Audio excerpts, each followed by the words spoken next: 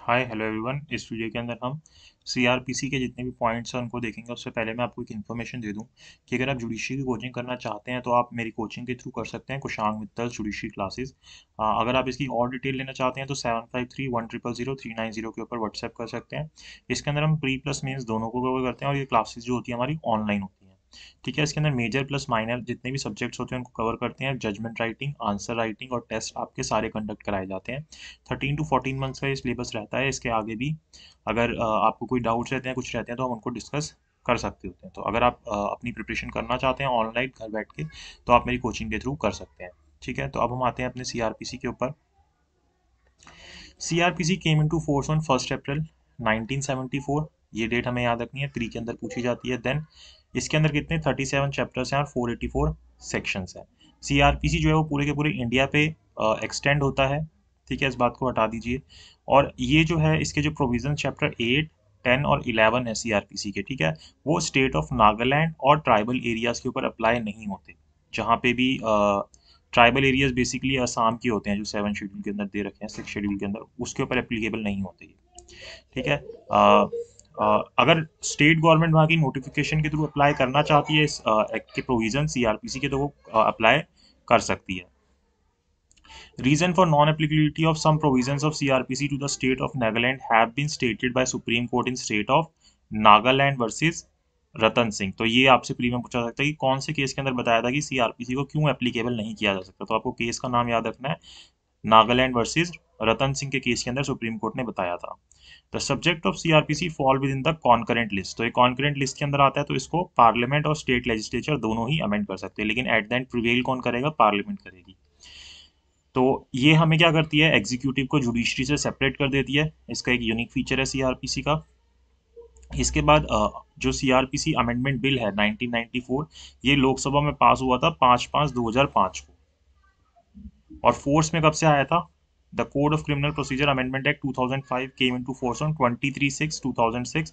और ये भी एक प्री का क्वेश्चन बनता है यहाँ से, मतलब कई बार ही पूछा जाता है ये क्वेश्चन कि कब से जो सीआरपीसी है वो जो अमेंडमेंट एक्ट 2005 है वो फोर्स के अंदर आया था। तो 23/6/2006 से फोर्स के अंदर आया था। देन दोबारा से जो अमेंडमेंट हुई थी क्रिमिनल लॉ अमेंडमेंट एक्ट 2013, ये 3/2/2013 से इफेक्ट के अंदर आया था, 3 फरवरी से। The classification of offence has been given in the first schedule of CrPC. जो आप जब सीआरपीसी के पीछे जाओगे उसके अंदर जो फर्स्ट शेड्यूल है उसके अंदर क्लासिफिकेशन दे रखा है। बेलेबल ऑफेंस जो है वो हमें कौन से सेक्शन में बता रखे हैं? सेक्शन 2A के अंदर बता रखे हैं। और यही जो फर्स्ट शेड्यूल है इसके अंदर बता रखा है कि कौन से ऑफेंसेस बेलेबल होंगे और कौन से बेलेबल नहीं होंगे। और नॉन बेलेबल ऑफेंस ये भी सेक्शन 2 में बता रखे हैं कि जो बेलेबल नहीं है वो सारे ऑफेंस क्या हो जाएंगे? नॉन बेलेबल हो जाएंगे। तो ग्रांट ऑफ बेल जो होता है यहाँ पे क्या होता है? डिस्क्रिशन ऑफ कोर्ट के ऊपर होता है, लेकिन यहाँ पे आपको आपके राइट के तौर पर बेल मिलती है बेलेबल ऑफेंस के अंदर। इन कॉग्निजेबल ऑफेंसेस जो कि हमें सेक्शन 2C के अंदर बता रखे हैं। पुलिस जो होती है, अगर कोई ऑफेंस कॉग्निजेबल है वो हमें फर्स्ट शेड्यूल के अंदर ही बता रखा है, तो पुलिस क्या कर सकती है? वहां पे एक्यूज को अरेस्ट कर सकती है विदाउट वारंट, और बिना मजिस्ट्रेट की परमिशन लिए उस केस को इन्वेस्टिगेट कर सकती है। और जो नॉन कॉग्निजेबल केसेस होते हैं या नॉन कॉग्निजेबल ऑफेंसेस होते हैं जो कि सेक्शन 2L के अंदर बता रखे हैं, यहाँ पे जो पुलिस ऑफिसर होते हैं उनके पास कोई अथॉरिटी नहीं होती कि वो बिना परमिशन के इन्वेस्टिगेट करें या फिर किसी को अरेस्ट करें। इवन नॉन कॉग्निजेबल केस के अंदर जब परमिशन मिल जाती है वहां पे भी वो बिना इसके वारंट के वो उस व्यक्ति को अरेस्ट नहीं कर सकते। In CrPC the nature of non cognizable offences bailable and simple. तो जो नॉन कॉग्निजेबल ऑफेंस होते हैं वो जनरली क्या होते हैं? बेलेबल होते हैं और सिंपल होते हैं। लेकिन फिर भी कुछ ऑफेंसेस ऐसे होते हैं जो नॉन कॉग्निजेबल ऑफेंसेस में डाल दिए जाते हैं जो कि सिंपल नेचर के नहीं होते। ठीक है। देन जैसे कि फैमिली मैटर टाइप की होगी कि उसको हम यहाँ पे रख देते हैं ताकि उसके अंदर ज़्यादा प्रॉब्लम क्रिएट ना हो। Complaint is provided under section 2D। जो कंप्लेंट की डेफिनेशन है वो हमें कहाँ पे दे रखी है? सेक्शन 2D के अंदर दे रखी है। इसके अंदर क्या होता है? कंप्लेंट के अंदर ये एलिगेशन होती है। हम एक आरोप लगाते हैं, कोई भी व्यक्ति जज के सामने जाके ये आरोप लगाता है। पुलिस के सामने नहीं होती कंप्लेंट, कहाँ पे होती है? जज के सामने होती है, मजिस्ट्रेट के सामने। राइटिंग ऑरल दोनों के अंदर हो सकती है, नोन अननोन पर्सन दोनों के अगेंस्ट हो सकती है। और हम किस पर्पज से करते हैं ये कंप्लेंट? ताकि उस व्यक्ति के अगेंस्ट कोई एक्शन लिया जाए, इसलिए हम कंप्लेंट करते हैं। और कंप्लेंट जो है दोनों ही चीज़ों के लिए की जा सकती है, चाहे ऑफेंस कॉग्निजेबल हो चाहे नॉन कॉग्निजेबल ऑफेंस हो। Complaint does not include police report. तो कंप्लेंट के अंदर पुलिस रिपोर्ट इंक्लूड नहीं होती, और कंप्लेंट किसको होती है? मैजिस्ट्रेट को होती है। The term inquiry has been defined under section 2G of CrPC. Inquiry कहाँ पे डिफाइन कर रखी है? सेक्शन 2G के अंदर डिफाइन कर रखी है सीआरपीसी के। इंक्वायरी का मतलब क्या होता है? हर एक inquiry other than trial conducted under CrPC by magistrate और कोर्ट। तो जो ट्रायल हो रहा है उसके अलावा जो चीज हो रही है उसको हम इंक्वायरी के अंदर इंक्लूड कर रहे हैं। Then inquiries is conducted prior to framing of charges. तो जब चार्जेस फ्रेम हो रहे हैं सेक्शन 211 के अंदर, उससे पहले जो हम स्टेप कर रहे हैं, जब चार्जेस फ्रेम कर रहे हैं, जैसे चाहे वो वारंट केस है, सम्मन केस है, जब हम आगे 236 से प्रोविजंस देखते हैं, फिर जब उसके अंदर चार्जेस फ्रेम होते हैं, प्लीड गिल्टी अगर नहीं होता तो वो जो उससे पहले के जितने स्टेप्स हैं वो हमारे किसके अंदर आ रहे हैं? इंक्वायरी के अंदर आ रहे हैं। और इन्वेस्टिगेशन जो टर्म है वो हमें सेक्शन 2H के अंदर बताई गई है सीआरपीसी के। इन्वेस्टिगेशन क्या होता है? इन्वेस्टिगेशन के अंदर हम बेसिकली एविडेंसेस को कलेक्ट करते हैं, और मजिस्ट्रेट जो होता है इस इन्वेस्टिगेशन के अंदर इंटरफेयर नहीं कर सकता, वो पुलिस को डायरेक्शन नहीं दे सकता कि आप इस तरीके से इन्वेस्टिगेशन करो। इसके बारे में भी हमने डिटेल में दे रखा है सेक्शन 154-55 के अंदर, तो उनको आप स्पेसिफिकली भी देख सकते हो। Investigation can be conducted by police officer. Investigation जो है पुलिस ऑफिसर के द्वारा भी हो सकती है, या फिर किसी थर्ड पर्सन के द्वारा भी हो सकती है जिसको मैजिस्ट्रेट ऑथराइज कर देता है। ये कोई प्राइवेट पर्सन भी हो सकता है। The foundation of investigation is complaint and FIR. तो दो तरीके से इन्वेस्टिगेशन जो है वो स्टार्ट होती है, या तो आप कंप्लेंट करोगे या एफआईआर करोगे। ठीक है। The term offence has been defined under section 2N of CrPC. Section 2N के अंदर ऑफेंस बता रखा है क्या होता है। अच्छा, ये जो कंप्लेंट और एफआईआर पे स्टार्ट होती है, एफआईआर आप जाके पुलिस के पास करते हो, कंप्लेंट मजिस्ट्रेट के पास करते हो। जब मजिस्ट्रेट के पास कंप्लेंट करते हो, उसके बाद अगर उसको इन्वेस्टिगेशन करानी है तो वो पुलिस या थर्ड पर्सन से ही कराएगा मजिस्ट्रेट, और यहाँ पे तो डायरेक्टली पुलिस करेगी ही करेगी। ठीक है। देन जो ऑफेंस टर्म है वो हमें सेक्शन 2N के अंदर बताई गई है, और पुलिस रिपोर्ट जो है वो सेक्शन 2R के अंदर बता रखी है। तो ये प्री के छोटे छोटे क्वेश्चंस हो जाते हैं कि पुलिस रिपोर्ट कौन से सेक्शन में आती है, या ऑफेंस टर्म कौन से सेक्शन के अंदर आता है, तो वो आपको याद होना चाहिए। उसके लिए भी हमने एक अलग से वीडियो बना के डिस्कस किया हुआ है, उसको आप देख सकते हो। जो टर्म पब्लिक प्रोसिक्यूटर है वो सेक्शन 2U ऑफ सीआरपीसी के अंदर डिफाइन कर रखा है, और इसके अंदर क्या इंक्लूड होता है? Any person appointed under section 24 and any person acting under the direction of public prosecutor. तो सेक्शन 24 बेसिकली पीपी के बारे में बात करता है, या उसकी डायरेक्शन के अंदर कोई काम करे तो वो भी पीपी के अंदर ही आ जाता है। और 25 भी इसी से रिलेटेड है, तो उसको भी आप देख सकते हो। वारंट केस जो है सेक्शन 2X के अंदर बता रखे हैं। वारंट केस कौन से होते हैं? जिसके अंदर कौन सी सजा होती है? पनिशमेंट फॉर डेथ होती है, या इम्प्रिजमेंट फॉर लाइफ होती है, या इम्प्रिजमेंट कितने टाइम की? 2 साल से ऊपर की होती है। वो सारे केसेस कौन से होते हैं? वारंट केसेस होते हैं। और सम्मन केसेस सेक्शन 2W के अंदर बता रखे हैं। तो जो केसेस वारंट नहीं होते, यानी कि जिनके अंदर 2 साल से ज्यादा की सजा नहीं होती, वो सारे के सारे क्या होते हैं? सम्मन केसेस होते हैं। विक्टिम की डेफिनेशन जो है सेक्शन 2WA के अंदर बता रखी है सीआरपीसी के, जिसका मतलब क्या होता है? A person who has suffered any loss or injury caused by reason of the act or omission of which the accuse person has been charge. ठीक है। देन विक्टिम के अंदर जो विक्टिम्स के गार्डियंस होते हैं या लीगल हेयर होते हैं, ये भी इंक्लूड होते हैं। और ये आपका प्री का क्वेश्चन है जो कई बार पूछा जाता है कि विक्टिम की डेफिनेशन में क्या ये इंक्लूड होते हैं या नहीं होते। तो ये 2WA है, तो ये अमेंडमेंट के बाद ऐड हुआ था। देन जो जुडिशियल प्रोसीडिंग्स होती हैं वो इंक्वायरी और ट्रायल को इंक्लूड करती हैं, इन्वेस्टिगेशन को इंक्लूड नहीं करती। तो ये भी आपका एक क्वेश्चन होता है। स्टेट गवर्नमेंट नोटिफिकेशन डिक्लेयर करके किसी भी एरिया को क्या कर सकती है? मेट्रोपॉलिटन एरिया डिक्लेयर कर सकती है सीआरपीसी के पर्पस के लिए। लेकिन वहाँ की पॉपुलेशन जो है 1 मिलियन से ज़्यादा होनी चाहिए। तो अगर कहीं की पॉपुलेशन 1 मिलियन से ज़्यादा एक्सीड कर रही है तो स्टेट गवर्नमेंट नोटिफिकेशन निकाल के ऑफिशियल गजट के अंदर उस जगह को क्या कर सकती है? मेट्रोपॉलिटन एरिया डिक्लेयर कर सकती है। और फिर वहाँ पे जुडिशियल मजिस्ट्रेट नहीं होंगे, कौन होंगे? MM होंगे। देन जो चिल्ड्रंस कोर्ट होते हैं जुवेनाइल जस्टिस एक्ट के अंदर, या पंचायत अदालत होती है, इनको हम क्रिमिनल कोर्ट नहीं मानते सीआरपीसी के अंदर। फिर उसके बाद सेक्शन 9 जो है पर्टिकुलरली वो क्या बात करता है कि कोर्ट ऑफ सेशन जो है वो एस्टेब्लिश होंगे किसके द्वारा? स्टेट गवर्नमेंट के द्वारा। देखो, सेशन कोर्ट एस्टेब्लिश हो रहा है, सेशन जज को स्टेट गवर्नमेंट नहीं बिठा रही है। देन सेक्शन 10 बोलता है कि जो असिस्टेंट सेशन जज है वो कौन अपॉइंट करेगा? हाई कोर्ट ही करेगा। जो भी उसकी कंसर्न स्टेट है, जैसे दिल्ली हाई कोर्ट है या यूपी हाई कोर्ट है, तो वो अपने स्टेट के असिस्टेंट सेशन जजेस को अपॉइंट करेगा। Then High Court may, upon the request of central or state government, confer upon any person who holds or has held any post under government all the powers of judicial magistrate। तो high court जो है किसी व्यक्ति को judicial magistrate की powers दे सकता है जब सेंट्रल गवर्नमेंट या स्टेट गवर्नमेंट इस तरीके की रिक्वेस्ट करती है, और ऐसे व्यक्ति को दे सकती है ये पावर जुडिशियल मजिस्ट्रेट की जो कि कोई ना कोई पोस्ट हेल्ड करता है गवर्नमेंट के अंदर, चाहे सेंटर में हो चाहे स्टेट में हो। और उस मजिस्ट्रेट को हम क्या बोलेंगे? स्पेशल जुडिशियल मजिस्ट्रेट बोलेंगे और इसके पास LLB की डिग्री होनी चाहिए। ठीक है। देन जो स्पेशल जुडिशियल मजिस्ट्रेट अपॉइंट हुए हैं ये मैक्सिमम 1 ईयर के लिए अपॉइंट होते हैं और फिर इनका टाइम जो है वो एक्सटेंड किया जा सकता है, हाई कोर्ट जैसे भी ठीक समझता है उस चीज़ के लिए। तो ये स्पेशल जुडिशियल मजिस्ट्रेट की बात हो रही है जो किसी स्पेशल पर्पज के लिए अपॉइंट होते हैं। देन जो लोकल जुरिस्डिक्शन होती है जुडिशियल मजिस्ट्रेट की, वो किसके कंट्रोल के अंदर आती है? CJM के कंट्रोल में आती है, चीफ जुडिशियल मजिस्ट्रेट के कंट्रोल में आती है। लेकिन इसके ऊपर भी CJM के ऊपर कौन रहेगा? हाई कोर्ट हमेशा रहेगा। तो सेक्शन 14 ये बात बोलता है। तो जितने भी JM होते हैं उनके ऊपर कौन कंट्रोल कर रहा होता है जुरिस्डिक्शन को? चीफ जुडिशियल मजिस्ट्रेट कंट्रोल कर रहा होता है।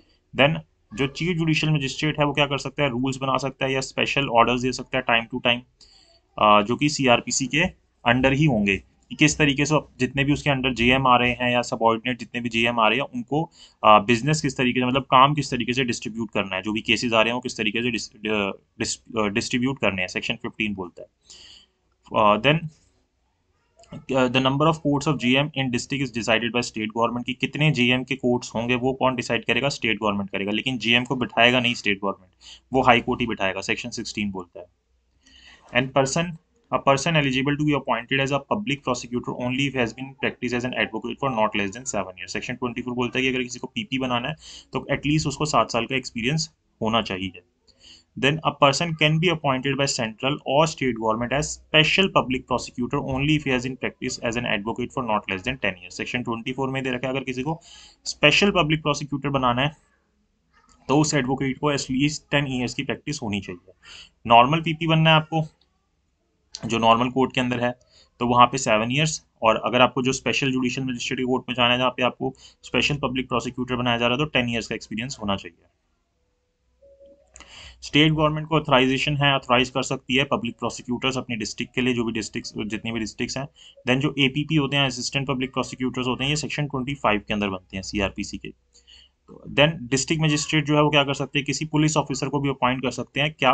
As an assistant public prosecutor अपने कोर्ट के लिए, मतलब मजिस्ट्रेट के कोर्ट के लिए। जो DM होते हैं वो किसी पुलिस ऑफिसर को भी अपॉइंट कर सकते हैं। लेकिन अब अगर किसी पुलिस ऑफिसर को कर रहे हो तो वो उस पर्टिकुलर केस के अंदर वो इन्वेस्टिगेटिंग ऑफिसर नहीं होना चाहिए। Public prosecutor and assistant public prosecutor represent the government. तो कोर्ट के अंदर जो APP होते हैं और PP होते हैं ये गवर्नमेंट की साइड से खड़े होते हैं, स्टेट की साइड से खड़े होते हैं। देन जो डायरेक्टरेट ऑफ प्रोसिक्यूशन है जो सेक्शन 25A ऑफ CRPC के अंदर बनाया जाता है, ये क्या करता है? Function under the administrative control of head of the home of department of state. तो ये जो डायरेक्टरेट ऑफ प्रोसिक्यूशन है ये सारे के सारे जो पब्लिक प्रोसिक्यूटर्स हैं या APP हैं इनको कंट्रोल करते हैं और किसके अंडर में काम कर रहे होते हैं? जो होम डिपार्टमेंट ऑफ स्टेट होता है स्टेट का, उसके कंट्रोल के अंदर काम कर रहे होते हैं। Head of the home department होता है उसके कंट्रोल के अंदर काम कर रहे होते हैं। जो सेक्शन 25A है ये भी जब 2005 का अमेंडमेंट आया था उसके बाद ही एक्ट के अंदर ऐड किया गया था, पहले डायरेक्टरेट ऑफ प्रोसिक्यूशन नहीं होता था। Any offence under IPC may be tried by high court और कोर्ट ऑफ सेशन और any other court which such offence is shown in the schedule to be triable. तो कोई भी अगर ऑफेंस होता है IPC के अंदर तो उसको हाई कोर्ट को तो पावर है कि वो चला सकती है, कोर्ट ऑफ सेशन भी चला सकती है, कोई और कोर्ट जो कि हमें फर्स्ट शेड्यूल के अंदर बता रखा है कि इसके द्वारा ट्रायबल होना चाहिए तो वो अपने पास ट्रायल चला सकता है। सेक्शन 26A इस बात को बोलता है। Then any offence under any other law, एक ये अभी जो ऊपर बात की है तो हमने IPC की बात की, अभी कह रहा है किसी और लॉ के अंदर अगर कोई ऑफेंस होता है, when a court is mention in such law, तो अगर उसी लॉ के अंदर कोई कोर्ट बता रखा है कि इस वाले पर्टिकुलर जज के पास ये केस चलेगा तो वहां चलेगा, be tried by such court and when no court is so mention, और वहां नहीं बता रखा कि कौन सी कोर्ट में चलना चाहिए तो फिर उसके ऊपर वही सेम चीज हो जाएगी कि वो हाई कोर्ट के द्वारा या कोई और कोर्ट के द्वारा जो कि फर्स्ट शेड्यूल के अंदर ही बता रखा है उसके द्वारा ट्रायबल हो जाएगा। Any offence not punishable with death or imprisonment for life committed by any person under age of 16 years when brought before the court may be tried by chief judicial magistrate or by any court specially empowered under Children's Act। तो अगर कोई व्यक्ति जो कि क्या है 16 साल से कम का है और उसने कोई ऐसा ऑफेंस नहीं किया जिसके अंदर डेथ की पनिशमेंट हो या इम्प्रिजमेंट फॉर लाइफ हो तो उसका ट्रायल किसके सामने चलेगा? चीफ जुडिशियल मजिस्ट्रेट के सामने यानी कि CJM के सामने, या फिर कोई और जज जिसको स्पेशली एम्पावर किया गया है चिल्ड्रंस एक्ट के अंदर उसके सामने चलेगा। सेक्शन 27 बोलता है। देन ये जो है पावर की बात करता है सेक्शन 28, ये बोलता है कि हाई कोर्ट जो है वो कोई भी सेंटेंस पास कर सकता है, डेथ पनिशमेंट भी दे सकता है।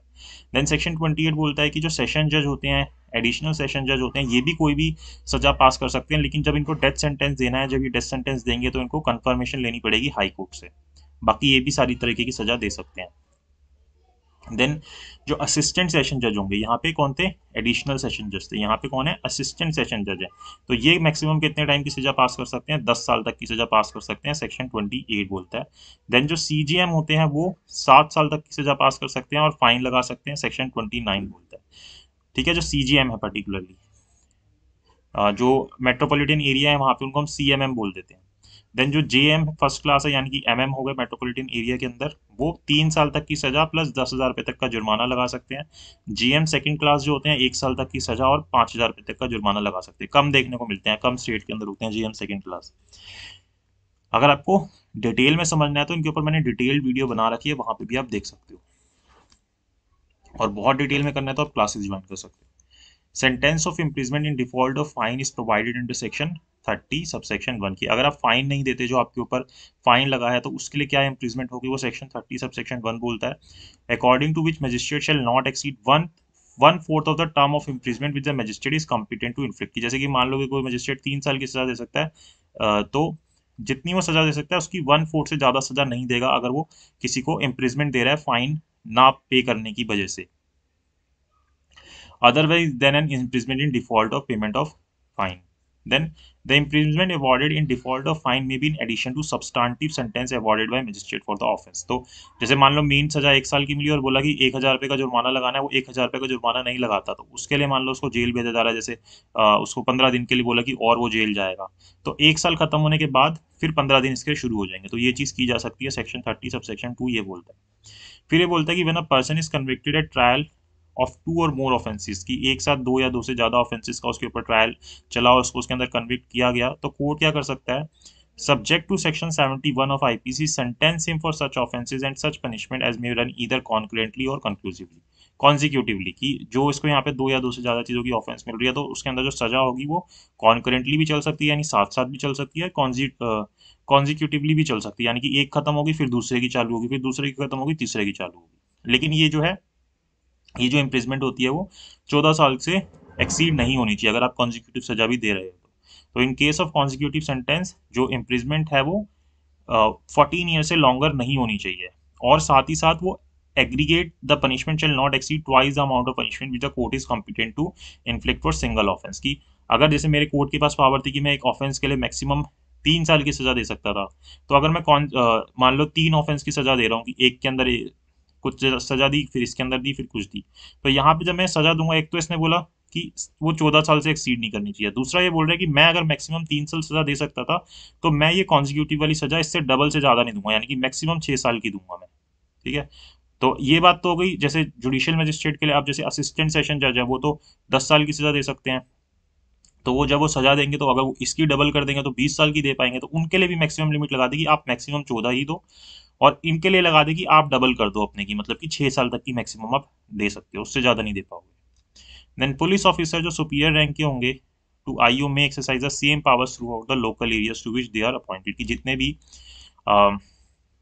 एसएचओ से ऊपर के जितने भी सुपीरियर ऑफिसर्स होंगे, जैसे कि मान लो कि एक हायर ऑफिसर है, ठीक है, इसके नीचे कितनी सारी डिस्ट्रिक्ट आ रही होंगी, ठीक है, तो इसके अंदर सबके अंदर एसएचओज होंगे, तो जो पावर इस एसएचओ के पास अपनी डिस्ट्रिक्ट के अंदर है, वो पावर इसके पास भी है, इसकी वाली पावर भी है इसके पास, ऊपर वाले के पास इसकी वाली पावर भी है ऊपर वाले के पास, तो नीचे वालों की जितनी भी उनके अपने अपने एरिया में पावर है वो सारी हायर ऑफिसर के पास पावर होगी, सेक्शन 36 बोलता है। देन पब्लिक की भी ड्यूटी बताई गई है कि पब्लिक को भी क्या करना है, जो मजिस्ट्रेट है या जो पुलिस है उसको रीजनेबली, अगर डिमांडिंग है, अगर उसको जरूरत है, रीजनेबली डिमांडिंग है, तो वहां पे असिस्ट करना है इन दोनों को, मजिस्ट्रेट को और पुलिस को। अगर नहीं करेंगे तो अपने आप में क्या कर रहे हैं, ऑफेंस कमिट कर रहे हैं। सेक्शन 174 आईपीसी का सेक्शन 39 प्रोवाइड करता है कि पब्लिक को क्या करनी है, इन्फॉर्मेशन देनी है कुछ पर्टिकुलर ऑफेंसेस, इसके अंदर इसी के सबसेक्शन 1 के अंदर बता रखे हैं उन ऑफेंसेस की पुलिस ऑफिसर्स को। देन सेक्शन 41 ये इंपॉर्टेंट सेक्शन है, ठीक है, इसके अंदर बता रखा है कि पुलिस ऑफिसर कब किसी व्यक्ति को बिना अरेस्ट वारंट अरेस्ट कर सकते हैं, तो नॉन कॉग्निजेबल ऑफेंस, जनरली इसके अंदर सारे ऑफेंसेस बता रखे हैं कौन से होंगे। जहाँ पे उन्हें मजिस्ट्रेट की ऑर्डर की भी जरूरत नहीं है और बिना मतलब वारंट भी नहीं होगा और मजिस्ट्रेट के ऑर्डर्स भी नहीं होंगे, वो किसी को जाके अरेस्ट कर सकते हैं इन ऑफेंसेस के लिए, जो सेक्शन 41 के अंदर बता रखे हैं। देन जो 41A है, इसके अंदर बोलता है कि जो पीओ है shall issue notice directing a person against whom a reasonable complaint has been made or credible information has been received or a reasonable suspicion exist that he has committed a cognizable offence, कि भाई मेरे को किसी के against इस तरीके की information मिलती है तो मैं उसको नोटिस भेज सकता हूँ कि उसने कोई कॉग्निजेबल ऑफेंस किया है और वो मेरे सामने अपीयर हो जाए, ठीक है, जहां पे भी मैं उसको बताऊंगा। तो ये पुलिस ऑफिसर को पावर दे रखी है। The person to whom notice is issued under section 41A fails to comply with the terms of the notice। अब जिसको मैंने ये 41A के अंदर नोटिस भेजा वो नहीं प्रेजेंट होता, नहीं आता, तो यहाँ पे पुलिस ऑफिसर क्या कर सकती है, उसको अरेस्ट कर सकती है, जोन से भी ऑफेंस के लिए उसको नोटिस भेजा गया था उसके अंडर ही। देन जो हर एक पुलिस ऑफिसर है, जब वो किसी को अरेस्ट कर रहा होगा तो उसको जब अरेस्ट करते हुए वो उसको जो भी उसके रिलेटिव या फ्रेंड है उनको इन्फॉर्म करेगा कि भाई इसको अरेस्ट किया जा रहा है, कहाँ पे लेके जाया जाएगा, क्यों अरेस्ट किया जा रहा है, वो सब चीज़ें बताया जाएगा। देन 41C बोलता है कि जो पुलिस, जो स्टेट गवर्नमेंट है वो क्या करेगी, एस्टेब्लिश करेगी पुलिस कंट्रोल रूम हर एक डिस्ट्रिक्ट और स्टेट लेवल के ऊपर। और ये भी आपका डी का क्वेश्चन है कि कहाँ कहाँ पे पुलिस कंट्रोल रूम बनाया जाता है, तो district as well as state level दोनों के ऊपर बनाए जाते हैं, पीसीएम जो होते हैं, पीसीआर। देन जब किसी व्यक्ति को अरेस्ट किया जाएगा और उसको इंटरोगेट किया जाएगा पुलिस के द्वारा, तो वो एंटाइटल्ड है किस चीज़ के लिए, अपने एडवोकेट से मीट करने के लिए जब उसकी इंटरोगेशन हो रही है। लेकिन इसका मतलब ये नहीं कि उसका एडवोकेट वहाँ के बैठ ही जाएगा, पूरी उसके दौरान नहीं बैठ सकता वहाँ पे, लेकिन वो मिल सकता है उससे आगे, 41D बोलता है। देन अगर कोई भी व्यक्ति पीओ की प्रेजेंस के अंदर यानी पुलिस ऑफिसर की प्रेजेंस के अंदर कोई भी ऑफेंस कमिट करता है और has been accused of committing a non cognizable offence, non cognizable याद रखना कौन सा, नॉन कॉग्निजेबल ऑफेंस, और वो अपना नाम और पता देने से मना कर देते। देखो नॉन कॉग्निजेबल ऑफेंस में वैसे पुलिस किसी को अरेस्ट नहीं कर सकती बिना वारंट के, लेकिन अगर उसकी प्रेजेंस के अंदर पीओ की प्रेजेंस में कोई नॉन कॉग्निजेबल ऑफेंस हुआ है या फिर उसके ऊपर इस तरीके का एलिगेशन लगा है और वो रिफ्यूज कर देता है अपना नाम और रेजिडेंस बताने से, या पुलिस को लगता है कि नहीं सही बता रहा, तो वहां पे पुलिस उसको अरेस्ट कर सकती है। लेकिन वही 24 घंटे वाली बात यहाँ पे भी आ जाएगी, उसका नाम पता करके उसको छोड़ देगी, नहीं पता रहा तो फिर उसको मजिस्ट्रेट के सामने अपियर करवाएगी। देन सेक्शन 43 के अंदर प्राइवेट पर्सन को भी पावर दे रखी है कि वो किसी व्यक्ति को अरेस्ट कर सकता है अगर उसके सामने कोई कॉग्निजेबल नॉन बेलेबल ऑफेंस हो रहा है तो, और वो अरेस्ट करके क्या करेगा, पुलिस स्टेशन ले जाएगा, अपने घर पे ले जाकर बंद नहीं कर लेगा उसको, फिर वो ऑफेंस कमिट खुद कर रहा है। इसी तरीके से मजिस्ट्रेट को पावर दे रखी है, एग्जीक्यूटिव या जुडिशियल कोई भी तरीके का मजिस्ट्रेट हो, ठीक है, चाहे ईएम हो चाहे जेएम हो, वो क्या कर सकता है, किसी व्यक्ति को अरेस्ट कर सकता है जिसने कोई ऑफेंस कमिट किया उसकी प्रेजेंस के अंदर, सेक्शन 44 इनको पावर दे देता है। देन ये जो है एक तरीके से प्रोटेक्शन दे रहा है कि कोई भी जो आर्म्ड फोर्सेस का मेंबर होगा उसको अरेस्ट नहीं किया जाएगा इन सारे सेक्शंस के अंदर जो हम 41, 42, 43 ये सब देख रहे हैं, अगर उसने अपनी कोई ऑफिशियल ड्यूटीज करते हुए कोई काम किया है तो। लेकिन अगर सेंट्रल गवर्नमेंट इस चीज़ के लिए सैंक्शन दे देती है या अपनी कंसर्न दे देती है तो फिर आप उसको अरेस्ट कर सकते हो। देन ये केस आता है Jogendra Singh versus state of UP, इसके अंदर हेल्ड हुआ था कि even a man if necessary due to circumstances में arrest a woman during daylight, कि अगर बहुत ज़रूरी है कि भाई एक वुमेन को अरेस्ट करना है तो वहाँ पे एक मैन भी जो है अगर ज़रूरी है तो वहाँ पे क्या कर सकता है, एक वुमेन को अरेस्ट कर सकता है, लेकिन डे लाइट के अंदर ही अरेस्ट करेगा, अदरवाइज सनसेट के बाद और सनसेट से सनराइज से पहले किसी वुमेन को अरेस्ट नहीं किया जाता। तो यही चीज़ यहाँ पे बताई है कि किसी भी वुमेन को अरेस्ट नहीं किया जाएगा सनसेट के बाद और सनराइज से पहले, सेक्शन 46 सब सेक्शन 4 के अंदर ऐड किया गया 2005 की अमेंडमेंट के बाद। लेकिन एक्सेप्शनल सर्कमस्टांसिस में यहाँ पे भी अरेस्ट किया जा सकता है जुडिशियल मजिस्ट्रेट फर्स्ट क्लास की परमिशन लेके, कि जहाँ पे ज़रूरी लगता है तो वहाँ पे अरेस्ट कर सकते हो। देन सेक्शन 50 क्या बोलता है कि हर एक व्यक्ति जो कि अरेस्ट किया गया है बिना वारंट के उसको इन्फॉर्म किया जाएगा कि उसको ग्राउंड्स बताए जाएंगे कि क्यों उसको अरेस्ट किया जा रहा है, अरेस्ट क्यों किया जा रहा है, उसको राइट टू बेल है कि वो बेल ले सकता है if the arrest is made for bailable offence. अब यहाँ पे राइट तो कब बनता है, जब उसको बेलेबल ऑफेंस में किया जाए, नॉन बेलेबल में तो उसका राइट होता नहीं, तो फिर वो तो कोर्ट से लेके आएगा bail. However if there is non compliance of these provisions, की वो नहीं मानते हैं प्रोविजंस को, then it shall render the arrest and detention of the person concern illegal and shall be enable the person arrested move for habeas corpus to obtain his relief, कि भाई ये जो बातें बताई गई कि ये बातें नहीं मानी जा रही पुलिस के द्वारा, तो वहां पे क्या किया जा सकता है, आप हबीस कॉर्पस रिट को यूज कर सकते हो हाई कोर्ट के अंदर और उस व्यक्ति को छुड़वा सकते हो कि पुलिस ने गलत तरीके से डिटेन कर लिया किसी व्यक्ति। देन सेक्शन 53 क्या बोलता है, ये हमें एग्जामिनेशन ऑफ एक्यूज के बारे में बताता है कि जो एक्यूज है उसको एग्जामिन किया जा सकता है किसी मेडिकल प्रैक्टिशनर के द्वारा। जब कौन रिक्वेस्ट करेगा, पुलिस ऑफिसर रिक्वेस्ट करेगा। अब यहाँ पे क्या होना चाहिए, रीजनेबल ग्राउंड होना चाहिए कि इस एग्जामिनेशन की जरूरत है और इससे हमें कोई ना कोई एविडेंसेस मिलेंगे जो भी ऑफेंस कमिट हुआ है उससे रिलेटेड। ठीक है, तो 53 के अंदर कौन करवा रहा है, पुलिस ऑफिसर करवा रहा है, पुलिस ऑफिसर की रिक्वेस्ट पे हो रहा है। देन सेक्शन 53A बोल रहा है, talks about examination of person accused of rape by medical practitioner at the request of PO. तो यहाँ पे भी पुलिस ऑफिसर जब कौन है, एक्यूज है, कौन है एक्यूज है, उसकी मेडिकल एग्जामिनेशन की बात हो रही है, विक्टिम की आगे जाके होती है। ठीक है, यहाँ पे इसी की हो रही है 53A के अंदर। देन यहाँ पे दोबारा से इसी की बात हो रही है कि जब किसी व्यक्ति को अरेस्ट किया गया है तो उसको shall be examine by medical officer, उसको एग्जामिन किया जाएगा मेडिकल ऑफिसर के द्वारा, चाहे वो सेंट्रल या स्टेट गवर्नमेंट का मेडिकल ऑफिसर हो, कोई ना कोई उसको अरेस्ट करेगा, वो एग्जामिन करेगा। तो यहाँ पे पुलिस करवा रही है, यहाँ पे वो खुद करवा रहा है जब रेप का एक्यूज है वो। एंड देन यहाँ पे तो हर एक का ही किया जाएगा जब उसको अरेस्ट किया जाएगा तो। देन सेक्शन 54A बोलता है कि मजिस्ट्रेट जो है डायरेक्ट कर सकता है कि जिस व्यक्ति को अरेस्ट किया गया है कि वो आइडेंटिफिकेशन करे, मतलब उसकी आइडेंटिफिकेशन की जाए किसी व्यक्ति के द्वारा। Then it is mandatory to produce a person arrested before the magistrate with in 24 hours of his arrest, कि उसको मजिस्ट्रेट के सामने प्रोड्यूस किया जाएगा जिस व्यक्ति को अरेस्ट किया गया है 24 घंटे के अंदर अंदर। इसके अंदर जो लाने ले जाने का टाइम होता है 24 आवर्स के अंदर, इसको इंक्लूड नहीं किया जाता सेक्शन 57, ये इंपॉर्टेंट है। देन अब अगर कोई व्यक्ति लॉफुल कस्टडी से एस्केप कर जाता है यानी कि भाग जाता है, तो वहां पे क्या बोलता है कि the person from whose custody he escape may immediately pursue and arrest him in any place in India. तो वो पुलिस ऑफिसर के पास ये पावर है कि उसको कहीं पे भी जाके कभी भी पकड़ सकती है पूरी इंडिया के अंदर, सेक्शन 60 ये बात बोलता है। देन जो हर एक सम्मन्स होंगे वो इश्यूड होंगे किसके द्वारा, कोर्ट के द्वारा। अब ये सम्मन के बारे में बता रहा है कि वो सम्मन कैसे होंगे, राइटिंग के अंदर होंगे, डुप्लीकेट होंगे, 2 कॉपीज निकालोगे उसकी, जो प्रिजाइडिंग ऑफिसर है वो उसको साइन करेगा या फिर जो भी कोर्ट का ऑफिसर होगा वो उसको साइन करेगा, उसके उसके बाद ये सम्मन्स भेजे जाएंगे, सेक्शन 61 बोलता है। देन जो सम्मन है वो पुलिस ऑफिसर के द्वारा सर्व होंगे या फिर कोई भी ऑफिसर ऑफ द कोर्ट के द्वारा सर्व होंगे या किसी भी पब्लिक सर्वेंट जिसको ऑथोराइज कर रखा है उसके द्वारा सर्व होंगे, सेक्शन 62 बोलता है।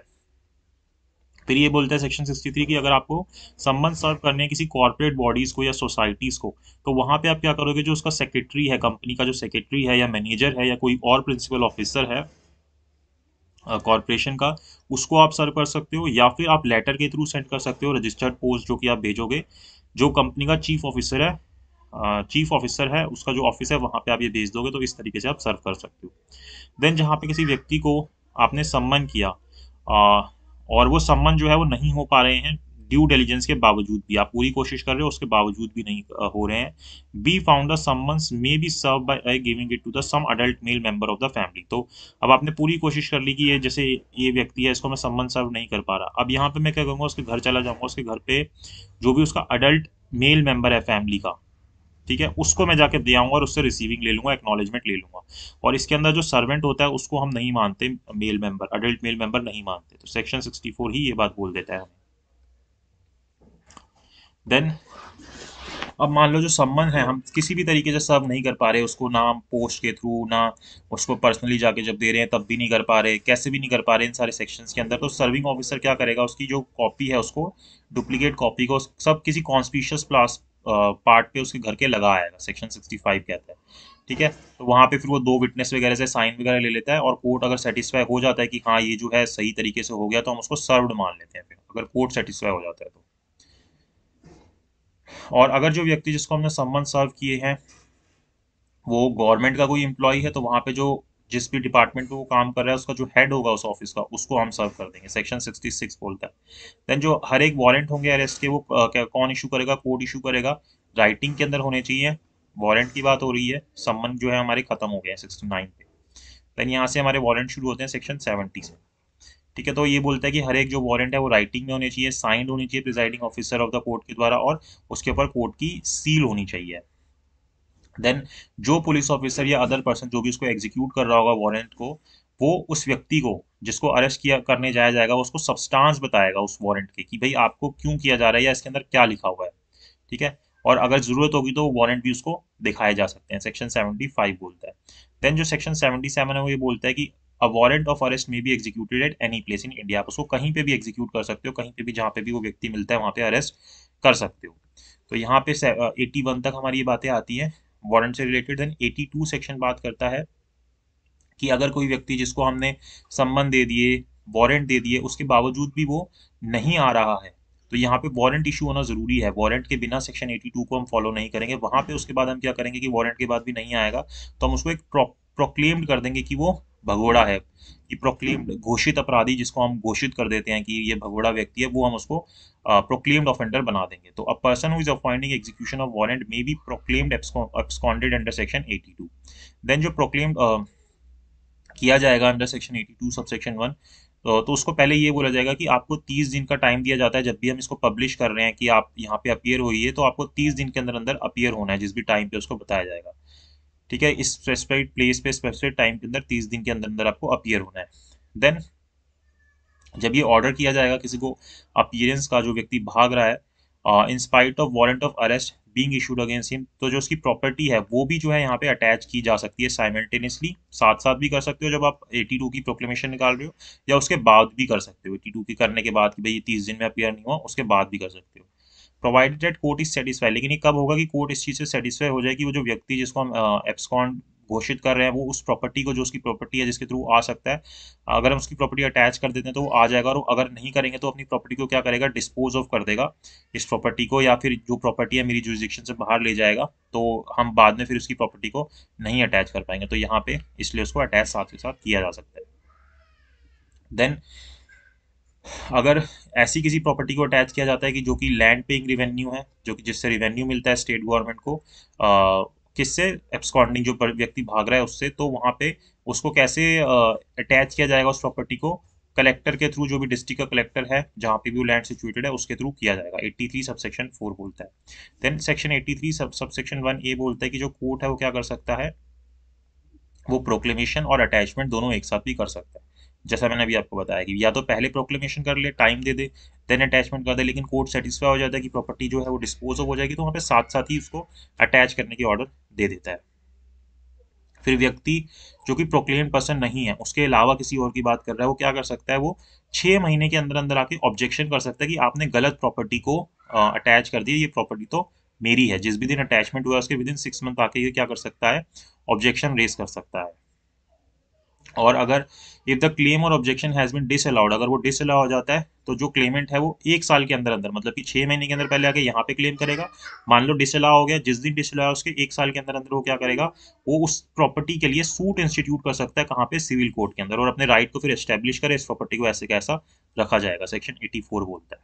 देन जो प्रोक्लेम पर्सन है जिसकी प्रॉपर्टी को अटैच कर दिया गया था, वो भी आके अपनी प्रॉपर्टी को क्लेम कर सकता है।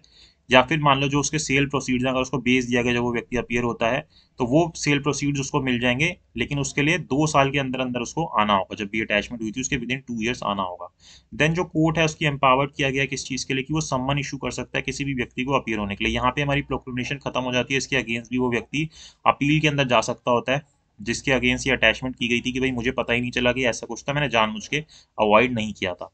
देन यहाँ पे सेक्शन 87 के अंदर पावर दी गई है कि कोर्ट क्या कर सकता है, किसी व्यक्ति को सम्मन इशू कर सकता है। सेक्शन 204 इसके साथ हमें पढ़ना चाहिए जब हम पढ़ते हैं, तो सेक्शन 87 के अंदर कि हम किसी व्यक्ति के अगेंस्ट सम्मन इशू कर सकते हैं अगर वो सम्मन केस है, और उसके बाद जैसे मान लो सम्मन कर दिया फिर भी वो नहीं आ रहा, तो वहाँ पे उसके बाद हम वारंट भी इशू कर सकते हैं। और किस जहाँ पे जज कोर्ट को ठीक लगता है तो वो क्या कर सकता है कि सम्मन इशू ही नहीं करेगा, डायरेक्टली क्या कर सकता है, वारंट इशू कर सकते हैं। तो सम्मन इन ल्यू ऑफ वारंट इशू किया जा सकते हैं, कि बदले में, आप सम्मन के बदले में वारंट इशू कर रहे हो, या summons in addition to warrant issue किए जा सकते हैं, कि आप सम्मन के बाद वारंट इशू कर रहे हो।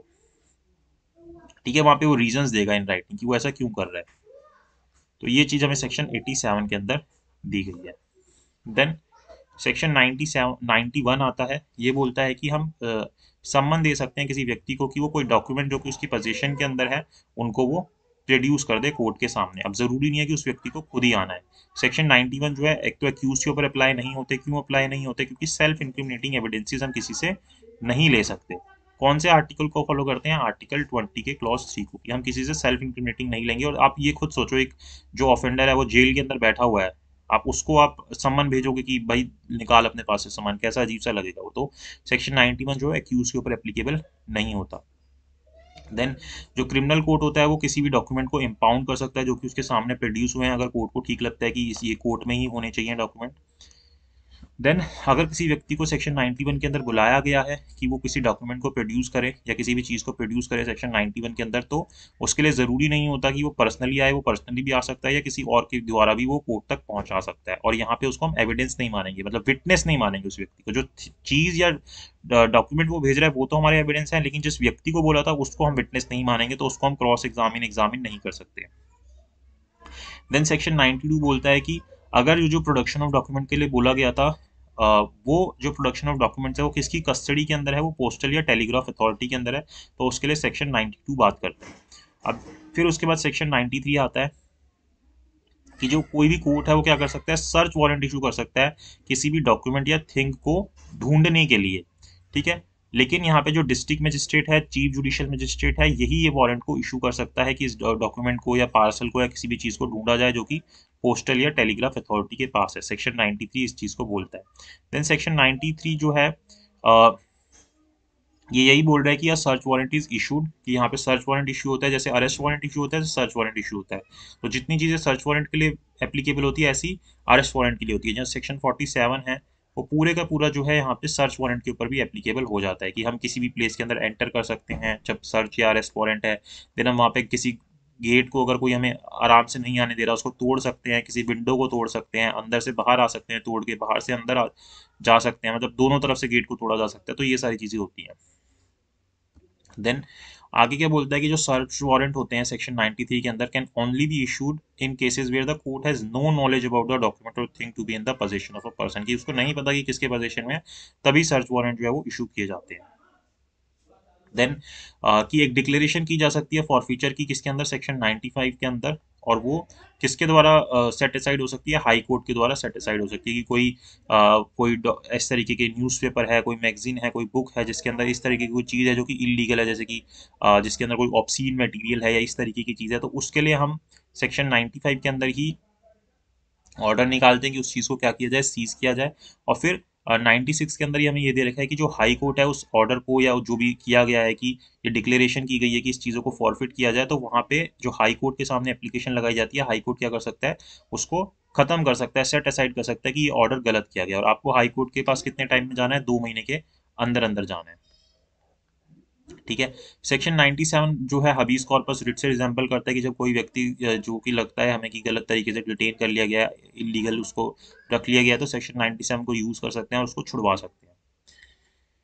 सेक्शन 98 पर्टिकुलरली फीमेल्स के लिए, जो अबडक्टेड फीमेल्स होती हैं उनको रिस्टोर किया जाता है। तो यहाँ पे जो डीएम होते हैं, एसडीएम होते हैं या जुडिशियल मजिस्ट्रेट होते हैं फर्स्ट क्लास के, वो क्या कर सकते हैं, ऑर्डर कर सकते हैं कि अगर कोई भी वुमेन इस तरीके से लगता है जिसको गलत तरीके से एबडक्ट कर लिया गया है या एबडक्ट कर लिया, गलत ही होता है एबडक्ट करना, तो वहाँ पे उसको रिस्टोर कर सकते हैं। फिर जो भी उसके गार्डियन होते हैं या अगर वो अबव 18 है तो उसको फिर फ्री कर दिया जाता है, उस वुमेन को छोड़ दिया जाता है। देन जो रिसर्च होती है, रिसर्च के लिए पर्टिकुलरली सेक्शन 100 के लिए बोला गया है कि two independent and respectable inhabitant of the locality to witness and search must be call. तो जब भी आप किसी जगह को सर्च करने जाओगे, किसी प्रॉपर्टी को सर्च करोगे, तो वहाँ पे उस जगह के 2 लोकल विटनेस बुला लोगे जो कि वहाँ के नॉर्मल रेजिडेंट होंगे और क्या होंगे, रेप्यूटेड पर्सन होंगे, रिस्पेक्टेबल इनहेबिटेंट्स होंगे। वो कोई भी हो सकते हैं रिस्पेक्टेबल इनहेबिटेंट्स जो है। ठीक है, तो वो यहाँ पे प्रेजेंट होना जरूरी है, उनके साइन वगैरह लिए जाते हैं जब भी कोई जहाँ पे लिस्ट बनाई जाती है कि क्या क्या चीज़ यहाँ से ली गई है। और जो व्यक्ति जिसकी जगह को सर्च किया जा रहा है वो भी वहाँ पे या उसके बिहाफ पे भी कोई प्रेजेंट हो सकता है, तो उसको एक कॉपी भी दी जाती है उस लिस्ट की, जो भी चीज़ें यहाँ से ली जाती हैं, ठीक है, सर्च की जाती हैं। देन पुलिस ऑफिसर को ये पावर है कि वो किसी चीज़ को सीज भी कर सकती है, किसी प्रॉपर्टी को, सेक्शन 102 के अंदर। तो सीज करने की पावर दी गई है और ये पूछता है कि कौन से सेक्शन के अंदर आती है।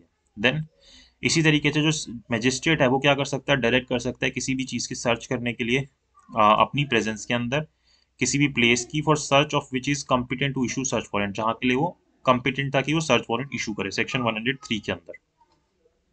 देन जो कॉन्ट्रैक्टिंग स्टेट है वो सेक्शन 105A के अंदर बता रखा है, जैसे कि हमारी बाहर की कंट्री जिसके साथ हमने कॉन्ट्रैक्ट कर रखा है कि यहाँ पे अगर उनको कोई जैसे ऑफेंडर आता है उसके लिए कोई एग्जीक्यूशन करना है, उसको पकड़ना वगैरह है, तो जैसे हम उसके लिए यहाँ पे करेंगे ऐसे वो हमारे लिए करेगा। तो ये एक रेसिप्रोकल अरेंजमेंट टाइप का हमने कर रखा है। देन जो सेक्शन 106 है यहाँ पे दो तरीके के मजिस्ट्रेट होते हैं, सेशन कोर्ट और जुडिशियल मजिस्ट्रेट होते हैं फर्स्ट क्लास के।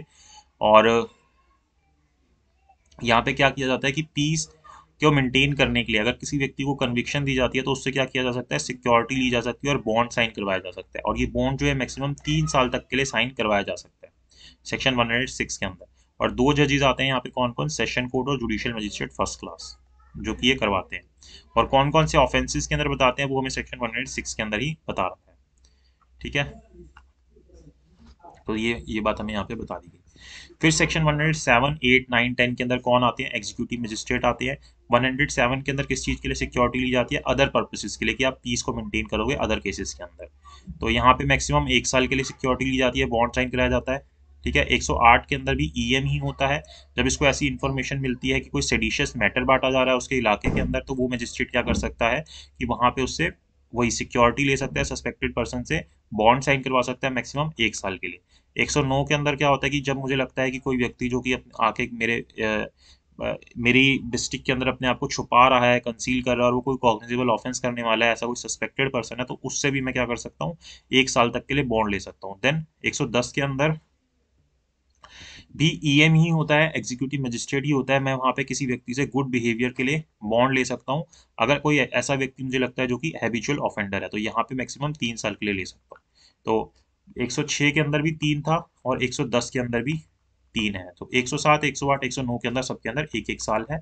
और यहाँ पे सिर्फ जेएम फर्स्ट क्लास और ईएम होते हैं, सॉरी सेशन कोर्ट होते हैं, बाकी सबके अंदर ईएम होते हैं। फिर इस चीज़ की इंक्वायरी वगैरह की जाती है, जैसे 111 का नोटिस भेजा जाता है जब भी इनमें से किसी के अंदर भी जब वो लिया जाता है, बॉन्ड साइन कराया जाता है, उससे पहले 111 का नोटिस भेजा जाता है कि आप ये जो चीज़ें जैसे शो पोस्ट की तरह कि आपको आपसे बॉन्ड क्यों नहीं साइन करवाना चाहिए 107, 108, 109, 110 के अंदर। ठीक है, तो सबसे एक प्री रिक्विजाइट होती है 111 जो होती है। फिर इसके बाद क्या होता है कि उसको बुलाया जाता है कि आप आइए, उसको नोटिस भेजा जाता है, मतलब ये पूरा जो 111 का नोटिस होता है। फिर कोर्ट क्या करता है, यानी कि ईएम जो होता है वो क्या करता है, इसके अंदर इंक्वायरी करता है कि ये बात सही है या नहीं है। 106 के अंदर या जो भी, मतलब 107, 108, 109, 110 के अंदर ये सब करता है। एंड देन फाइनली फिर 117, 118 के अंदर अगर लगता है कि हाँ सही है तो फिर उससे सिक्योरिटी ले लेता है, लगता है कि नहीं है तो उसको छोड़ देता है। ठीक है, इस तरीके से। देन 120 के अंदर बता रखा है कि किस तरीके से क्या फॉर्मेट होगा उस बॉन्ड का, वो बता रखा है। देन यहाँ पे बोलता है कि अगर एक व्यक्ति in respect of home order requiring security is made under section 106 या 117 of CrPC is at the time of such order is made under going a sentence of imprisonment, कि अगर वो व्यक्ति जिससे बॉन्ड लिया जा रहा है कि अगर वो जेल के अंदर है, तो यहाँ पे जो उसका बॉन्ड का पीरियड है वो कब से स्टार्ट होगा, जब वो अपनी जो जेल से छूट के आ जाएगा उसके बाद से उसका वो जो 3 साल या 1 साल का पीरियड है वो स्टार्ट होगा। और अगर वो बाहर है तो जिस दिन ऑर्डर हुआ है उसी दिन से फिर उसका 3 साल का या 1 साल का पीरियड शुरू हो जाएगा। Then penalty under security bond can't be remitted, ये रेमिट नहीं हो सकती जो पेनल्टी लगेगी सिक्योरिटी बॉन्ड के अंदर। देन हमारे सामने सेक्शन 125 आ जाता है जिसके अंदर मेंटेनेंस की बात की जाती है। कौन मेंटेन करेगा, जिसके पास भी ऐसे रिसोर्सेज हैं और वो मेंटेन करने से मना कर रहा है, इग्नोर कर रहा है, किसको, वाइफ को, चिल्ड्रन को, पेरेंट्स को, तो वहाँ पे आप जुडिशियल मजिस्ट्रेट फर्स्ट क्लास के सामने जाके अपनी मेंटेनेंस ले सकते हो। अब ये चिल्ड्रन जो है लेजिटिमेट इलेजिटिमेट दोनों तरीके के हो सकते हैं। माइनर हो सकते हैं, अगर माइनर नहीं, मान लो अडल्ट है लेकिन वो इस कैपेबल नहीं है, जैसे कि मेंटली उनको कोई प्रॉब्लम है या फिजिकली इनकेपेबल है, तो वो भी मेंटेनेंस ले सकते हैं। वाइफ जो होती है वो लीगली वेडेड वाइफ होती है, लिव इन रिलेशनशिप होते हैं, वहाँ पे भी लिए जा सकते हैं। डिवोर्स्ड वाइफ भी ले सकती है जब तक उसकी दूसरी शादी नहीं हो जाती। पेरेंट्स जो होते हैं, अगर उनके बच्चे अडॉप्टेड बच्चे हैं तो वो अपने अडॉप्टेड बच्चों से भी मेंटेनेंस मांग सकते हैं। देन ऑर्डर जो पास होता है सेक्शन 125 सीआरपीसी के अंदर, उसको चैलेंज किया जा सकता है अनसक्सेसफुल पार्टी के द्वारा। कैसे, या तो रिवीजन फाइल करके सेशन जज के सामने या हाई कोर्ट के सामने। देन कि कोई भी वाइफ जो होती है वो एंटाइटल नहीं होगी मेंटेनेंस को लेने के लिए अपने हस्बैंड से सेक्शन 125 के अंदर, अगर वो वाइफ जो है एडल्ट्री के अंदर जी रही है या फिर म्यूचुअल कंसर्न से ही अलग रह रही है, या फिर वाइफ के खुद के पास सफिशिएंट रिसोर्सेज हैं कि वो जी सकती है, या हस्बैंड के पास ऐसे रिसोर्सेज नहीं है कि वो उसको दे पाए, तो वहाँ पे फिर उसको मेंटेनेंस नहीं मिलेगी। देन वाइफ जो होती है उसके अंदर डाइवोर्स वुमेन भी इंक्लूडेड होती है। डाइवोर्स वाइफ भी अपने हस्बैंड से मेंटेनेंस मांग सकती है, लेकिन अगर वो रीमैरी कर लेती है तो फिर उसका राइट खत्म हो जाता है। फिर ये केस आता है केमचंद Om Prakash versus state of Gujarat. इसके अंदर क्या हेल्ड हुआ था कि जो सेकंड वाइफ होती है, it was held that second wife of a person whose first wife is alive can't claim maintenance under section 125 of CrPC, की जो सेकंड वाइफ होती है वो मेंटेनेंस नहीं मांग सकती अगर उसकी फर्स्ट वाइफ जीवित है। और उससे अभी भी शादी हुई हुई है, डिवोर्स वगैरह नहीं हुआ है, तो सेकंड वाइफ मेंटेनेंस नहीं मांग सकती, फर्स्ट वाइफ अभी भी मेंटेनेंस मांग सकती है। देन सविता बहन सोमा भाई Bhatia versus state of Gujarat के अंदर क्या हेल्ड हुआ था? It was held that only a legally varied wife can claim maintenance under section 125, कि आप लीगली वेरिड वाइफ से ही, जो लीगली वेरिड वाइफ होती है वही सिर्फ मेंटेनेंस ले सकती है। देन जो सन होता है या डॉटर होता है वो लाइबल होते हैं section 125 subsection 1 clause D of CrPC के अंदर, कि वो मेंटेनेंस पे करें अपने पेरेंट्स को, जो कि अपने आप को मेंटेन नहीं कर सकते। खुद को मेंटेन कर सकते हैं तो फिर नहीं होता है। देन सुप्रीम कोर्ट ने कौन से केस के अंदर? विजय मनोहर अर्बट वर्सेस काशीराव राजाराम स्वामी के अंदर हेल्ड किया था कि जो मैरिड डॉटर्स होती हैं with independent sufficient means of her own are liable to maintain her parents, तो उनको भी अपने पेरेंट्स को मेंटेन करना होता है। ऐसी वुमेन जो कि इंडिपेंडेंट है और उनके पास सफिशिएंट मींस है, तो वो भी अपने पेरेंट्स को क्या करेंगी? मेंटेन करेंगी, वो भी मेंटेनेंस पे करेंगी। कोई भी मैक्सिमम अमाउंट नहीं है कि कितनी मेंटेनेंस होनी चाहिए 125 सीआरपीसी के अंदर, ऐसा कुछ नहीं बता रखा। तो मजिस्ट्रेट जो है यहाँ पे मंथली अलाउंसेस भी बता सकता है कि कितने मंथली अलाउंसेस पे करने चाहिए, कितने फिट एंड प्रॉपर है हर एक केस के हिसाब से। तो पहले 2001 तक ये था कि जो मैक्सिमम लिमिट थी मेंटेनेंस पे करने की वो 500 रुपये थी, लेकिन इसको हटा दिया गया था 2001 की अमेंडमेंट के बाद। देन जो डिवोर्स्ड वाइफ होती है जो कि रीमैरी कर लेती है, वो इंटाइटल नहीं होती है 125 सीआरपीसी के अंदर मेंटेनेंस मांगने के लिए। एंड देन एक केस आता है मोहम्मद अहमद खान वर्सेस शाहबानो बेगम, इसके अंदर सुप्रीम कोर्ट हेल्ड करता है कि कोई भी सेक्शन है सोसाइटी का, किसी भी रिलीजन से बिलोंग करता है, उसको भी मेंटेनेंस मिलेगी, चाहे उसका पर्सनल लॉ इस चीज़ के लिए मना क्यों ना करता हो, जैसे मुस्लिम्स के अंदर होता है। तो इस केस के अंदर ये चीज़ हेल्ड हुई थी। देन जो सेक्शन 125 है सीआरपीसी का, उसके पास वो ये भी बोलता है कि जो मजिस्ट्रेट है उसके पास ये पावर भी है कि वो एंट्री मेंटेनेंस भी दिलवा सकता है जज के द्वारा, और जो भी एक्सपेंसेस हो रहे हैं उसके इस प्रोसीडिंग को करने के लिए, जैसे वाइफ के, चिल्ड्रन के या पेरेंट्स के, तो वो भी दिलवाए जा सकते हैं मजिस्ट्रेट के द्वारा।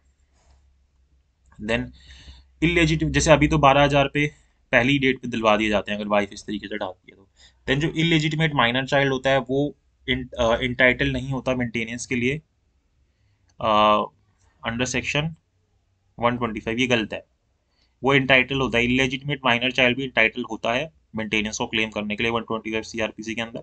देन जो ऑर्डर ऑफ मेंटेनेंस है या इंटरिम अलाउंस है वो कैंसिल किया जा सकता है अगर सर्कमस्टांसिस चेंज हो जाते हैं, या जो circumstances 125 sub section 5 of CrPC के अंदर बता रखे हैं। फिर जो पीरियड ऑफ लिमिटेशन है, जब आपको एग्जीक्यूशन कराना है 128 के अंदर सीआरपीसी के 125 के ऑर्डर का, वो आपको कितने टाइम के अंदर अंदर कराना है? 1 ईयर के अंदर अंदर कराना है, जिस दिन भी आपका वो मेंटेनेंस का ऑर्डर हुआ है। जब भी वो ड्यू होता है कि इस दिन से करना है, तो आपको उसके विद इन 1 ईयर कोर्ट से एग्जीक्यूट करवा लेना है उसको। देन 127 बोलता है कि अल्ट्रेशन किया जा सकता है मेंटेनेंस का, कि जो जैसे बढ़ाया, घटाया, खत्म, कुछ भी किया जा सकता है कोर्ट के द्वारा। तो यहाँ तक हमारा मेंटेनेंस हो जाता है। फिर जो यहाँ पे आगे आ जाते हैं कि जो जुडिशियल मजिस्ट्रेट है वो पीस को मेंटेन करने के लिए क्या कर सकते हैं? सिविल फोर्सेस को यूज़ कर सकते हैं। अगर जैसे कहीं पे कोई असेंबली वगैरह इकट्ठी हो जाती है तो उनको डायरेक्शन दे सकते हैं सिविल फोर्सेस को कि इसको हटाया जाए। तो पहले तो ये होता है कि वो उस जो लोग इकट्ठे हुए हैं, असेंबली बना रखी है, पहले उनको नॉर्मल ऑर्डर देता है कि हट जाओ, और उनकी ड्यूटी बनती है कि उनको हटना होता है। फिर भी वो नहीं हटते तो सिविल फोर्सेस को डायरेक्शन दी जा सकती है, वो नॉर्मल फोर्स को यूज़ करके इन लोगों को हटा सकते हैं। फिर भी नहीं होते तो 130 के अंदर आर्म फोर्सेस को यूज़ किया जा सकता है, जो स्पेशली एम्पावर्ड ईएम होते हैं या हाईएस्ट रैंक के ईएम होते हैं, वो यहाँ पे आर्म फोर्सेस को डायरेक्शन देते हैं कि आप इनको डिस्पर्स कीजिए और मिनिमम फोर्स यूज़ कीजिएगा, कम से कम इंजरी हो लोगों को। ठीक है, ऐसे ही 131 के अंदर अगर जैसे ये नहीं है हाईएस्ट रैंक का ईएम, तो जो गस्टेड ऑफिसर होता है या हाईएस्ट कमांडिंग ऑफिसर होता है आर्मी का, वो भी ये ऑर्डर कर सकता है। और 132 इन सबको प्रोटेक्शन दे देता है कि आपको कुछ भी नहीं होगा अगर आप 129, 130, 131 के अंदर अपनी ऑफिशियल ड्यूटी को डिस्चार्ज कर रहे थे तो। देन 133 जो है वो किसको पावर देता है? डीएम को, एसडीएम को, कि वो क्या कर सकते हैं, जैसे इन्वायरमेंटल पोल्यूशन हो रहा है कहीं पे, किसी भी तरीके की इस तरीके की चीज हो रही है, उसको हटाने के लिए, जैसे न्यूसेंस बोलते हैं ना, जिसको पब्लिक न्यूसेंस बोलते हैं, उसको हटाने के ऑर्डर दे सकते हैं। ठीक है, तो ये कंडीशनल ऑर्डर देते हैं 133 के अंदर, एंड देन फिर बाद में इसको एब्सोल्यूट कर दिया जाता है। तो डीएम, एसडीएम और स्पेशली एम्पावर्ड ईएम होते हैं जो कि ऑर्डर कर सकते हैं। 3 लोग होते हैं। ठीक है, कंडीशनल ऑर्डर कौन कर सकते हैं? 3 लोग कर सकते हैं, डीएम, एसडीएम और specially empowered executive magistrate. Then जिसके अगेंस्ट ये ऑर्डर होते हैं 133 के, उसको अपीयर होना होता है और शो कोस करना होता है कि उसके अगेंस्ट ये जो ऑर्डर हुए हैं वो क्यों सही नहीं है, और फिर जो उसकी प्रोसीडिंग होती है, जो एविडेंस लिए जाते हैं इसके अंदर 133 के अंदर, वो सम्मन केसेस की तरह लिए जाते हैं। 125 जो हमने पढ़ा उसके अंदर भी सम्मन केसेस की तरह होते हैं, और जो 107 108 ये सब पढ़ रहे थे उसकी जब प्रोसीडिंग होती है उसके अंदर भी सम्मन केसेस की तरह ही एविडेंसेस लिए जाते हैं। फिर ये जो कंडीशनल ऑर्डर करते हैं 133 सीआरपीसी के अंदर, इसको हम सिविल कोर्ट के अंदर चैलेंज नहीं कर सकते। केस आता है मधु लिमाय वर्सेस एसडीएम मोंगियार। इसके अंदर हेल्ड होता है कि जो चैप्टर 8 है सीआरपीसी का, being in public interest are not violate of article 19 of constitution of India. ये पब्लिक इंटरेस्ट के अंदर है और हमारे आर्टिकल 19 जो फ्रीडम का राइट है उसको वायलेट नहीं करता। फिर जो प्रोसीजर दिया गया है कि the procedure where existence of public right is denied to the provisions of section 137 CrPC, ठीक है। A magistrate has power to deal with urgent cases of apprehending danger of nuisance under section 144 of CrPC. तो यहाँ पे हमारा topic खत्म होता है, then 144 पे आ जाते हैं कि जहाँ पे एप्रीहेंडेड डेंजर लगते हैं तो वहाँ पे जो मैजिस्ट्रेट होते हैं वो उन मैटर से डील कर सकते हैं जो अर्जेंट नेचर के होते हैं, कि जिससे कि लोगों को जो है प्रॉब्लम होगी, डेंजर होगा, तो उनसे मजिस्ट्रेट डील कर सकता है। और 143 के अंदर जहाँ पे लगता है कि कोई प्राइवेट लोग आपस में किस चीज़ के लिए लड़ेंगे तो उसके लिए भी मजिस्ट्रेट को पावर दी गई है, डीएम एसडीएम इन सबको। देन केस आता है Ghulam Abbas versus state of UP. इसके अंदर क्या हेल्ड हुआ था कि जो सेक्शन 44 है जो इसके अंदर ऑर्डर होता है, is amenable to writ jurisdiction in violation of any fundamental rights. की एमिनिएबल है किसके, रिट जुरिस्डिक्शंस के, अगर किसी भी फंडामेंटल राइट्स को वायलेट करते हैं। एमिनिएबल मतलब फ्रेंडली, कि आप इनके against writ jurisdiction writ file कर सकते हो अगर कोई 144 के ऑर्डर के अंदर क्या हो रहा है, फंडामेंटल राइट्स का वायलेशन हो रहा है। देन मधु लिमाय वर्सेस एसडीएम मोंगियार केस के अंदर ये बोला गया था कि सेक्शन 144 सीआरपीसी जो है वो कॉन्स्टिट्यूशनल वैलिड है, वो कॉन्स्टिट्यूशनल इनवैलिड नहीं है, ठीक है, वो अनकॉन्स्टिट्यूशनल नहीं है, आप ये बोल सकते हो 144 के अंदर। तो 144 में कर्फ्यू नहीं लगता। फिर जो पब्लिक नोटिस इशू होता है, जैसे ये किसी भी पर्टिकुलर पर्सन के अगेंस्ट भी हो सकता है 144, बहुत सारे लोगों के अगेंस्ट भी एक साथ हो सकता है। तो जो इसके अंदर पब्लिक इशू नोटिस होता है या ऑर्डर करते हैं वो कैसे करते हैं, जैसे कि हम सम्मन्स करते हैं ना, वैसे ही करते हैं। सेक्शन 134 जैसे हमें बोलता है वैसे ही हम यहाँ पे भी करते हैं, सम्मन्स करते हैं। और वो पॉसिबल नहीं होता तो किसी कॉन्स्पिशियस पार्ट के ऊपर लगा देते हैं कि सबको ये दिख जाए। देन 144 ए को ऐड किया गया। 144 ए बोलता है कि पब्लिक नोटिस इशू हो सकता है या किसी ऑर्डर को किया जा सकता है जो कि किसी आर्म प्रोसेशन को करने से मना करता है, या मास ड्रिल या मास ट्रेनिंग जिसके अंदर आर्म्स इन्वॉल्व हो उनको मना करता है। और ये जो ऑर्डर होगा ये कितने टाइम के लिए फोर्स के अंदर होगा, 3 महीने के लिए होगा। जो 144 का होता है वो कितने टाइम के लिए होता है, पहले 2 महीने के लिए डीएम या एसडीएम ये सब कर सकते हैं, देन जो स्टेट गवर्नमेंट होती है उसको 6 महीने तक एक्सटेंड कर सकती है। फिर जो डिस्ट्रिक्ट मजिस्ट्रेट है वो क्या कर सकता है, वो प्रोहिबिट कर सकता है किसी मिलिटेंट ग्रुप को कि वो सर्टेन कम्युनल ऑर्गेनाइजेशंस के अंदर कोई भी ट्रेनिंग ऑफ मेंबर्स या आर्म मतलब इस तरीके के जहाँ पे भी आर्म्स इन्वॉल्व है वो चीज़ें ना करें जहाँ पे पब्लिक पीस या सेफ्टी को हार्म होगा किसी भी तरीके से। देन नंदी राम वर्सेस चंदी राम का केस आता है जिसके अंदर ये हेल्ड होता है कि जो ऑब्जेक्ट ऑफ प्रोसीडिंग है सेक्शन 145 का, is to ward off danger of breach of peace and not to determine the title. कि यहाँ पे हम क्या कर रहे हैं कि 145 के अंदर हम सिर्फ डेंजर को खत्म कर रहे हैं, किसी का टाइटल डिक्लेयर नहीं कर रहे। यानी कि 145 में क्या होता है, जैसे ये एक लैंड है, ठीक है, अब मुझे पता है कि इससे रिलेटेड लड़ाई हो सकती है या कोई किसी को पोजीशन से हटा रहा है एकदम से, क्योंकि जिसके पास पोजीशन होता है उसके पोजीशन रहना चाहिए। अगर आपको हटाना है तो आपको कोर्ट में जाके उसके पोजीशन को हटाना है, लेकिन कोई जबरदस्ती यहाँ से पोजीशन से हटा रहा है जिसके पास पोजीशन था, तो वहाँ पे मजिस्ट्रेट ऑर्डर कर सकता है इसको वापस आप पोजीशन दो। यहाँ पे कोर्ट ये नहीं डिसाइड करेगा जो मजिस्ट्रेट है 145 के अंदर कि ये प्रॉपर्टी किसकी है, ये डिसाइड नहीं करेगा। सिविल राइट्स यहाँ पे डिसाइड नहीं होंगे, यहाँ पे सिर्फ वो देखेगा कि 2 महीने पहले किसके पास पोजीशन था इसका, जब मेरे पास ये आया तो उसको वो वापस पोजीशन दिला देगा और उसको बोलेगा कि आप कोर्ट में जाओ अपने टाइटल जो आपने क्लेम करना है एसआरए एक्ट को देखो, जैसे सेक्शन 5 में जाके लो या जो भी आपका है उसको आप यूज करो, इस यहाँ पे आप ऐसे नहीं कर सकते। देन जो सेक्शन 145 सीआरपीसी का है वो किसके डिस्प्यूट से रिलेटेड है, इमूवेबल प्रॉपर्टी के डिस्प्यूट से रिलेटेड है। और जो एग्जीक्यूटिव मजिस्ट्रेट है वो देखता है कि किसके पास उस प्रॉपर्टी का पोजीशन था 2 महीने पहले, ठीक है, जब भी उसके पास इस तरीके की चीज आई है, और फिर वहाँ पे एक्चुअल पोजीशन बता देता है और उसको पोजीशन दिला देता है। फिर आप इसके अगेंस्ट रिवीजन फाइल कर सकते हो जो एसडीएम ने ऑर्डर किया था सेक्शन 145 सबसेक्शन 6 के अंदर, किसके सामने, सेशन जज के सामने।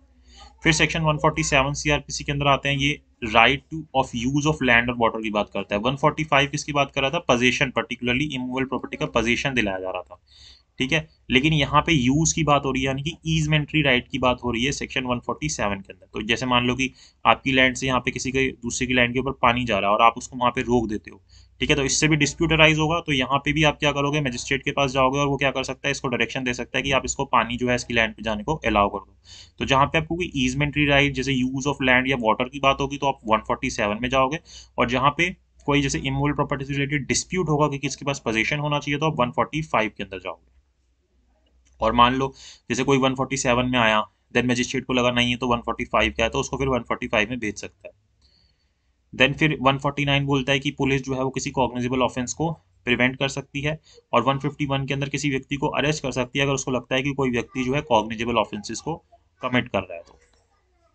देन 154 सेक्शन आता है, इसके अंदर ललिता कुमारी वर्सेस स्टेट ऑफ यूपी का केस आता है, जिसके अंदर ये हेल्ड होता है कि जो पुलिस होती है वो बाउंड होती है किसी व्यक्ति की एफआईआर को रजिस्टर करने के लिए जब उनको इन्फॉर्मेशन मिलती है किसी भी कॉग्निजेबल ऑफेंस से रिलेटेड। और अगर वो मना कर देते हैं, जैसे नहीं लिखते, एक तो वो तो कर रहे हैं, गलत काम कर रहे हैं, लेकिन वहां पे हमारे पास क्या ऑप्शन रहता है कि हम जो भी सुपरिटेंडेंट ऑफ पुलिस है उनको हम लेटर भेज सकते हैं रजिस्टर्ड पोस्ट के थ्रू, और फिर वो भी एक्शन नहीं लेते तो हम क्या कर सकते हैं, कोर्ट में जा सकते हैं।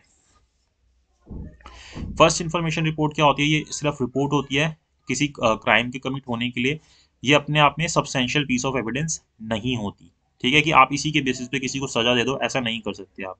फिर in order to quality to be an F I R, sorry, in order to qualify to be an F I R, की कोई चीज़ एफ आई आर बने, the information need not to contain all possible detail. ऐसा जरूरी नहीं है कि आप सभी उस इंसिडेंट की सारी डिटेल दो, लेकिन आप इतनी सफिशिएंट डिटेल दो कि पुलिस जो है वो बिलीव कर सके कि ये जो आप इन्फॉर्मेशन दे रहे हो किसी कॉग्निजेबल ऑफेंस से रिलेटेड दे रहे हो, और वो जो ऑफेंस है वो कमिट हो चुका है। And the intention of the informant is to make the request to the police officer to make a case. और जो इन्फॉर्मेंट है उसकी क्या इंटेंशन है कि वो चाहता है कि पुलिस जो है वो इस केस को बनाए, ठीक है। एफआईआर जो होती है वो अपने आप में प्रिविलेज डॉक्यूमेंट नहीं होती, ये प्राइवेट डॉक्यूमेंट नहीं होती है, पब्लिक डॉक्यूमेंट होती है। इसको हम is not a presume document, इसको हम प्रिज्यूम डॉक्यूमेंट नहीं मानते। एक चाइल्ड जो होता है वो भी एक एफआईआर को लॉन्च कर सकता है। ल्यूनेटिक पर्सन जो होता है वो भी एफआईआर को लॉन्च कर सकता है अपने ल्यूसिड पीरियड के अंदर जब वो ठीक होता है। देन जो केस होता है जो कि किसी कॉग्निजेबल ऑफेंस से रिलेटेड है वो सेक्शन 154 के अंदर रजिस्टर होता है सीआरपीसी के, और कौन रजिस्टर करता है, पुलिस रजिस्टर करती है, ठीक है। आप पुलिस के सामने आते हो, जो एसएचओ होता है या किसी को बिठा के या खुद जो है उसको राइटिंग में लिखता है, अगर आप आके ऑरल बताते हो, और फिर अब वो आपसे साइन भी कराता है उसके अंदर, देन आपको फ्री ऑफ कॉस्ट उसकी कॉपी देता है। ये 154 के अंदर ही बता रखा है। फिर ये केस आता है मधु बाला वर्सेस सुरेश कुमार, इसके अंदर सुप्रीम कोर्ट हेल्ड करता है कि जब भी मजिस्ट्रेट जो है किसी को डायरेक्ट करता है कि इन्वेस्टिगेशन होनी चाहिए कंप्लेंट के ऊपर, तो जो पुलिस है वो क्या करेगी, उसको उस कॉग्निजेबल केस के अंदर एफआईआर लिखनी ही पड़ेगी। क्या बोल रहा है कि in Madhubala versus Suresh Kumar, supreme court ने क्या हेल्ड किया है, whenever a magistrate directs an investigation on complaint, the police officer has to register a cognizable case on that complaint relating to the same as the FIR and investigate into the same. तो उसको वहां पे जब magistrate ने direction दी तो उसको क्या करना पड़ेगा, रजिस्टर करना ही पड़ेगा जैसे कि कोई कॉग्निजेबल ऑफेंस हो, और फिर उसको इन्वेस्टिगेट करना पड़ेगा, जो पावर मिलती है इन्वेस्टिगेट करने की सेक्शन 156 के अंदर, तो फिर उसको इन्वेस्टिगेट करेगा। देन जो फाउंडेशन है इन्वेस्टिगेशन की सीआरपीसी की, वो एफआईआर है, और वो एफआईआर जो है वो साइन होनी चाहिए किस व्यक्ति के द्वारा जो भी वो आके इन्फॉर्मेशन दे रहा है, जैसे मैंने आपको बताया 154 1 के अंदर ये बात बोली गई है। देन ये केस आता है Zahira Habibullah Sheikh versus state of Gujarat, is related to defective investigation. Defective investigation से रिलेटेड है ये केस, ये आपसे प्री के अंदर एक नंबर का क्वेश्चन पूछा जा सकता है, जितने का भी होता है। देन प्रियदर्शनी मातो के इसके अंदर बोला कि the prosecution witness was prosecuted by perjury, की परजरी के द्वारा, मतलब परजरी के थ्रू आपने उसको किया है। 195 आएगा कि आप गलत एविडेंसेस दे देते हो, ठीक है, वहां पे हम उसको परजरी बोलते हैं कि अगर कोई इस तरीके से एविडेंसेस दे देता है, और इसकी प्रोसीडिंग जो है सेक्शन 340 ऑफ सीआरपीसी के हिसाब से चलती है। अब अगर दो एफआईआर आ जाती है किसी सेम ऑफेंस से रिलेटेड, की दो एफआईआर सेम ऑफेंस से रिलेटेड आ गई, तो वो सेम इन्वेस्टिगेशन एजेंसी के द्वारा उसको इन्वेस्टिगेट किया जा सकता है। देन जो 154(3) है ये बोलता है कि अगर पुलिस ऑफिसर आपको मना कर देते हैं तो आप एसपी जो होता है, सुपरिटेंडेंट ऑफ पुलिस होता है उस एरिया का, उसको डायरेक्टली आप थ्रू पोस्ट अपनी कंप्लेंट भेज सकते हो, और वो उसकी एफआईआर रजिस्टर कर सकता है। अगर उसको लगता है कि मुझे खुद इन्वेस्टिगेशन करनी चाहिए तो खुद कर लेता है, नहीं तो अपने से नीचे वाले किसी ऑफिसर को डायरेक्शन दे देता है कि वो उसकी एफआईआर लिखे और उसके अंदर इन्वेस्टिगेशन स्टार्ट करे। देन साखो राव वर्सेस स्टेट का केस आता है जिसके अंदर ये हेल्ड होता है दैट एन एफआईआर में B launch by way of telephone also, कि आप टेलीफोन के थ्रू भी एफआईआर को लॉन्च कर सकते हो, लेकिन वहां पे आपको सही डिटेल्स देनी होगी। आप एनोनिमस कॉल नहीं करोगे उसको नहीं माना जाएगा, लेकिन आपको सही डिटेल देनी होगी तो फिर वो एफआईआर मान ली जाएगी। और ये बोलता है कि if in FIR first information is about a cognizable offence, और दूसरी जो इन्फॉर्मेशन है वो नॉन कॉग्निजेबल ऑफेंस की है, तो आप पूरी की पूरी इन्फॉर्मेशन कैसी मान लोगे कि वो कॉग्निजेबल ऑफेंस है। जैसे दो ऑफेंस एक साथ हुए, दोनों की इन्फॉर्मेशन मिल रही है, एक कॉग्निजेबल है नॉन कॉग्निजेबल, तो पूरे को आप क्या मान लोगे, कॉग्निजेबल मान लोगे। सेक्शन 154 के अंदर कोई भी पीरियड प्रेस्क्राइब नहीं कर रखा कि कितने टाइम के अंदर आपको इन्वेस्टिगेशन करनी है, कि कितना टाइम होना चाहिए। देन अगर कोई इरेगुलरिटी होती है सेक्शन 156 सबसेक्शन 2 के अंदर, means the case where the PO investigated the case which his area magistrate was not competent to try।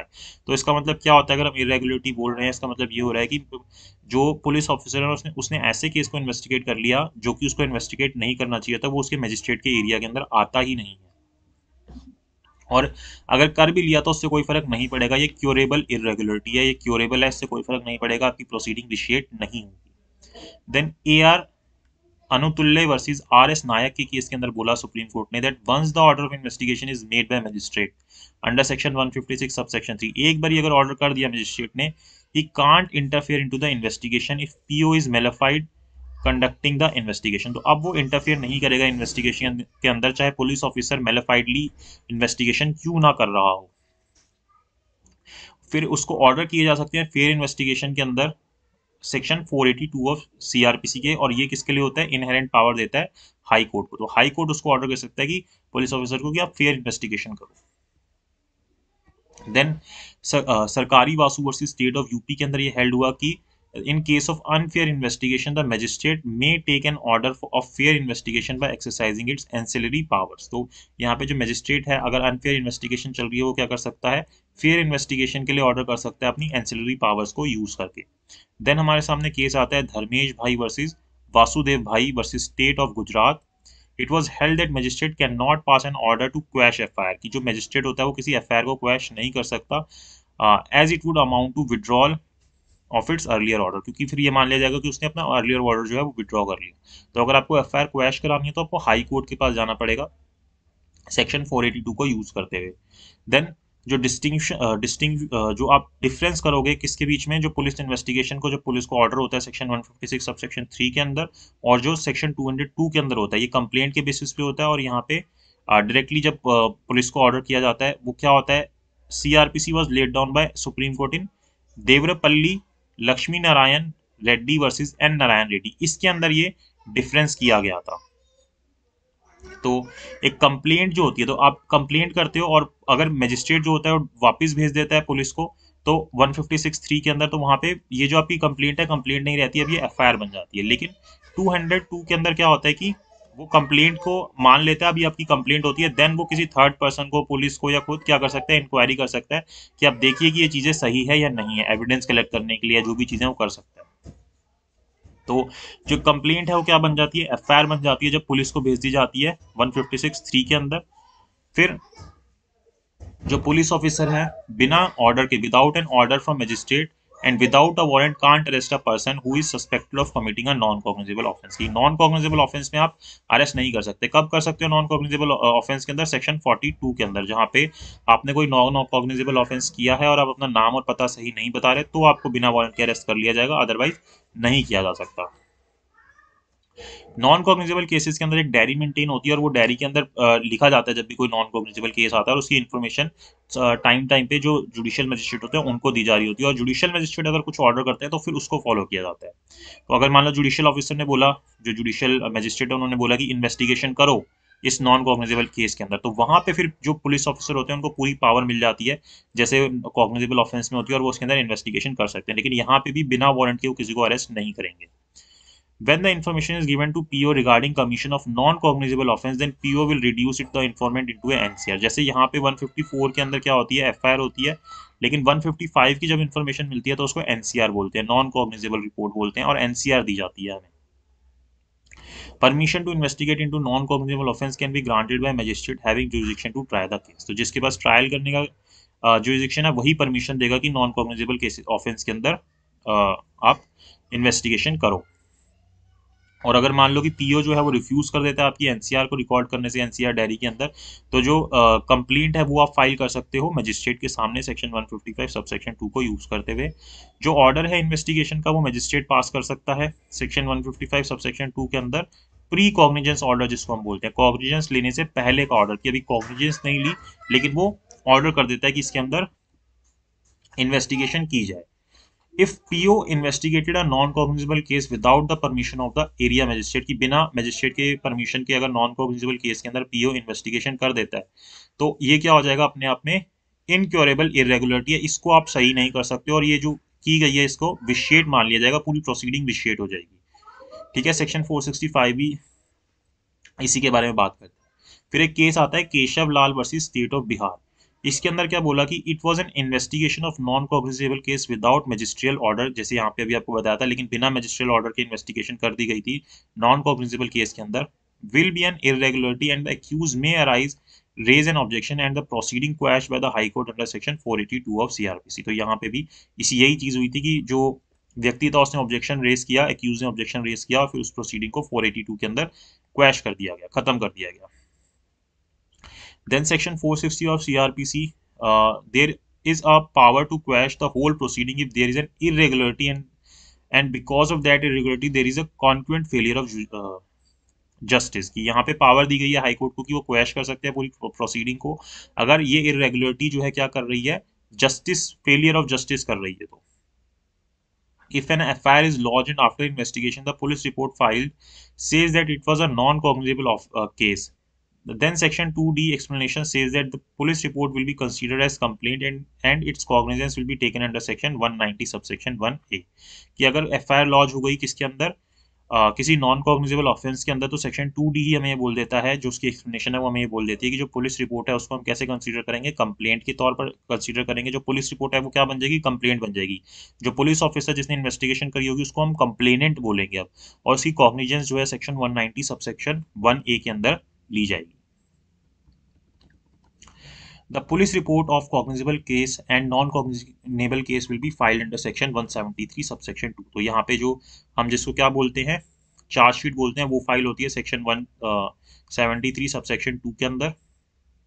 Then जब FIR रिसीव होती है for commission of an offence, the officer in charge of the police station will send the copy to the concerned magistrate under section 157 of CRPC। कि जब FIR receive होती है किसी भी offence के लिए, तो यहाँ पे जो ऑफिसर इंचार्ज होता है पुलिस स्टेशन का, वो उसकी कॉपी किसको भेज देता है, मजिस्ट्रेट को भेज देता है 157 ऑफ सीआरपीसी के अंदर। अब ये डायरेक्टली नहीं भेजता, जो नीचे पुलिस ऑफिसर होते हैं उन्होंने एक सुपीरियर पुलिस ऑफिसर बिठा रखा होता है, उसके थ्रू मजिस्ट्रेट तक ये भेजी जाती है। तो इसको लगता है कि इस रिपोर्ट में कुछ होना चाहिए, कोई स्टेप्स लेने चाहिए, तो वो पहले ही ऑर्डर कर देता है इनको। अब ये जो इन्फॉर्मेशन रिसीव होती है पुलिस ऑफिसर से, ये सिर्फ और सिर्फ जो है क्रिप्टिक इन्फॉर्मेशन नहीं होनी चाहिए। There is where the only intention of the informant is to inform the police officer of the occurrence of an offense and not of his taking any action। मतलब क्रिप्टिक इन्फॉर्मेशन की, अगर कोई ऐसी information मिली है जहाँ पे कोई action नहीं लिया जाना चाहता, वो इन्फॉर्मेशन मत दो। देन अकरेंस रिपोर्ट जो होती है वो क्या होती है, कॉपी होती है FIR की along with an endorsement by IO that he is investigating the case of note, कि वो जो केस है वो उसको इन्वेस्टिगेटिंग कर रहा है, नहीं क्या कर रहा है उसके अंदर, वो उसको देता है अकरेंस रिपोर्ट के अंदर और कॉपी देता है FIR की कि ये कॉपी है उसकी। देन जब नेगेटिव अकरेंस रिपोर्ट मिलती है कि upon receiving a negative occurrence report the magistrate में ऑर्डर अ प्रीलिमिनरी इंक्वायरी अंडर सेक्शन 159, कि भाई नहीं है कुछ इसके अंदर या नेगेटिव अकरेंस रिपोर्ट मिलती है, तो वहाँ पे जो मजिस्ट्रेट होता है वो क्या कर सकता है, प्रीलिमिनरी इंक्वायरी के ऑर्डर कर सकता है। और वो किसको करता है, अपने सबॉर्डिनेट कोई जो मजिस्ट्रेट है उसको कर सकता है, खुद कर सकता है, to check if it there is need for investigation in the case और नॉट, ताकि ये चेक किया जा सके कि इसके अंदर इन्वेस्टिगेशन की जानी चाहिए या नहीं की जानी चाहिए। देन जो ऑर्डर पास होता है सेक्शन 159 के अंदर, जो प्रीलिमिनरी इंक्वायरी का होता है, ये सुओ मोटो ऑर्डर होता है, कोर्ट खुद ही कर देता है, उससे कोई बोलता नहीं है। और अगर मान लो कोई अकरेंस रिपोर्ट फाइल नहीं की जाती पीओ के द्वारा, then no order under section 159 can be made, rather order under section 156 subsection 3 will have to be pass for investigation. तो वहां पे 159 को यूज नहीं करोगे, वहां पे 156 3 को यूज करोगे। यानी कि अगर अकरेंस रिपोर्ट फाइल हो रही है और वहां पे बोला जाता है कि जरूरत नहीं है, तो वहां पे 159 के अंदर प्रीलिमिनरी इंक्वायरी बोली जाएगी। लेकिन अकरेंस रिपोर्ट फाइल नहीं हुई और मैजिस्ट्रेट ये चाहता है कि पुलिस जो है वो इन्वेस्टिगेशन करे, तो वहाँ पे 156(3) को यूज़ करना पड़ेगा और वहाँ पे फिर एफआईआर रिकॉर्ड करके उसके अंदर इन्वेस्टिगेशन करवाई जाएगी। जो ऑकरेंस रिपोर्ट होती है वो सुपरिटेंडेंट ऑफ पुलिस के द्वारा भी फाइल की जा सकती है, सेक्शन 158 के द्वारा सीआरपीसी के। देन इनक्वेस्ट रिपोर्ट जो होती है वो क्या होती है, इनक्वेस्ट रिपोर्ट पर्टिकुलरली जब डेथ केसेस होते हैं उसके अंदर फाइल होती है कि क्या कॉज था, क्या रीजन था, वहाँ पे इनक्वेस्ट रिपोर्ट फाइल की जाती है।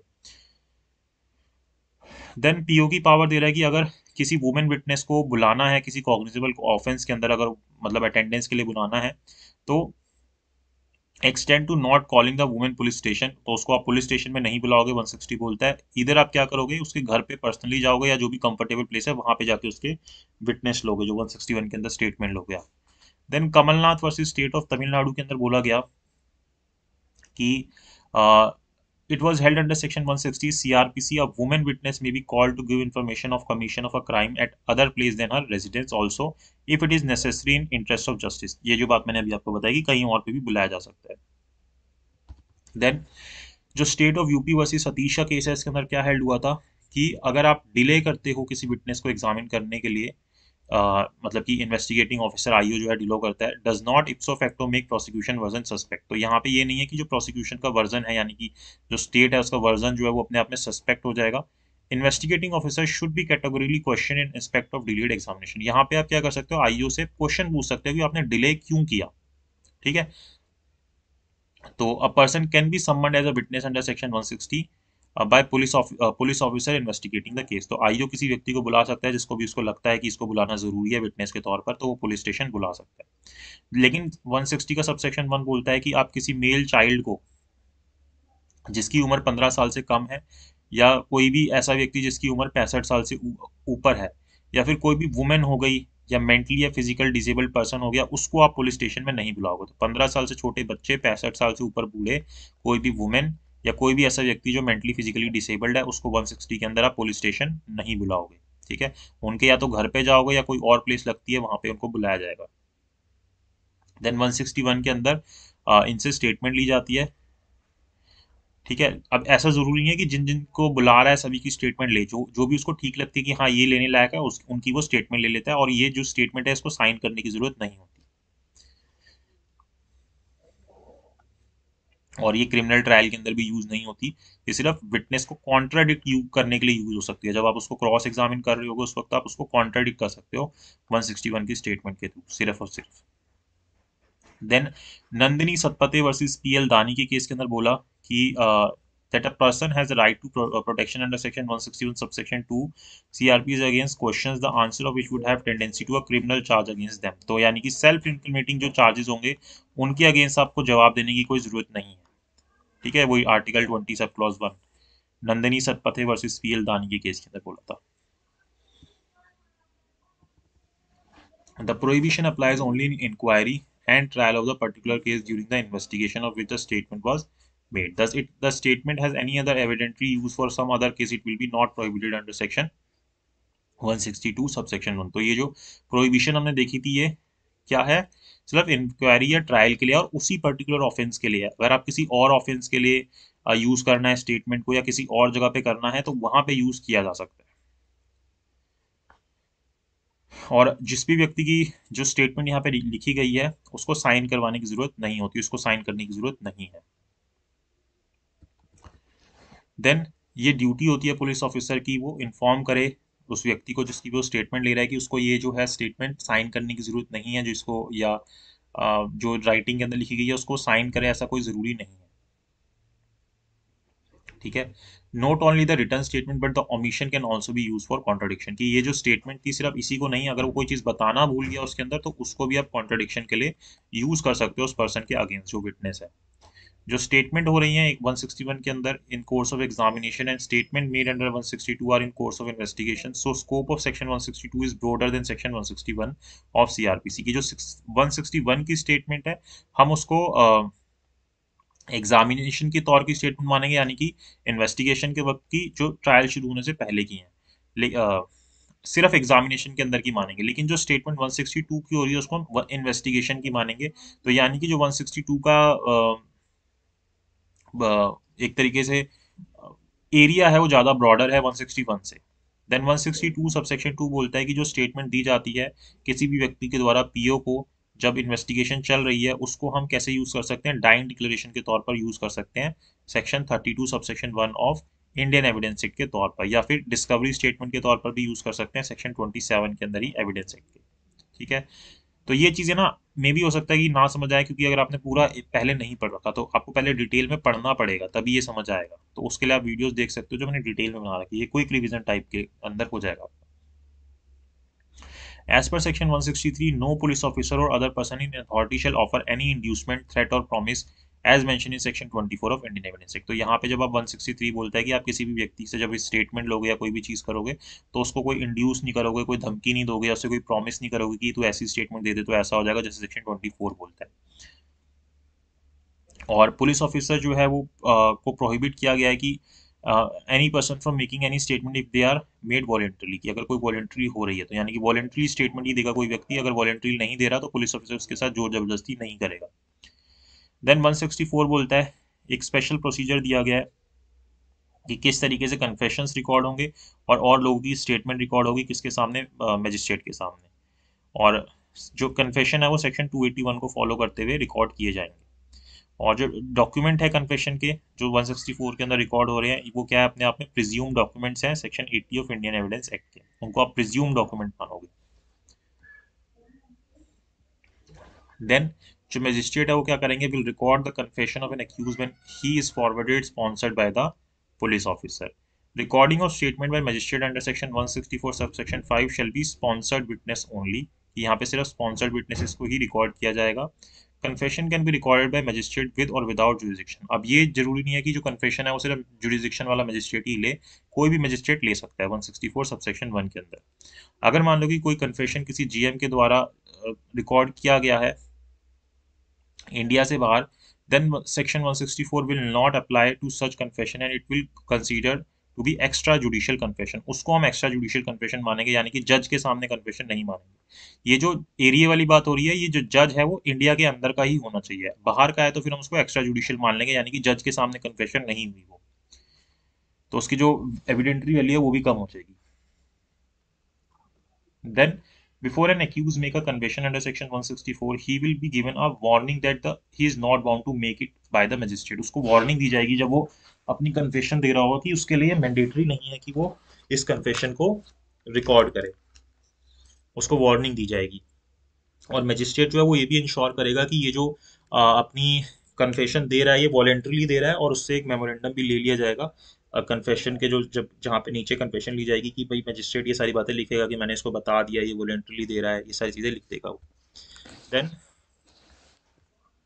एक जो एग्जीक्यूटिव मजिस्ट्रेट होगा वो अथराइज नहीं होगा किसी भी कन्फेशनल स्टेटमेंट को रिकॉर्ड करने के लिए, तो यानी कि ये स्टेटमेंट किसके द्वारा रिकॉर्ड होगी, कन्फेशनल स्टेटमेंट जुडिशियल मजिस्ट्रेट के द्वारा ही रिकॉर्ड की जाएगी। कोई भी जो डीएम, एसडीएम या ईएम हो गए, ये सब इस कन्फेशनल स्टेटमेंट को रिकॉर्ड नहीं कर सकते सेक्शन 164 वाली को।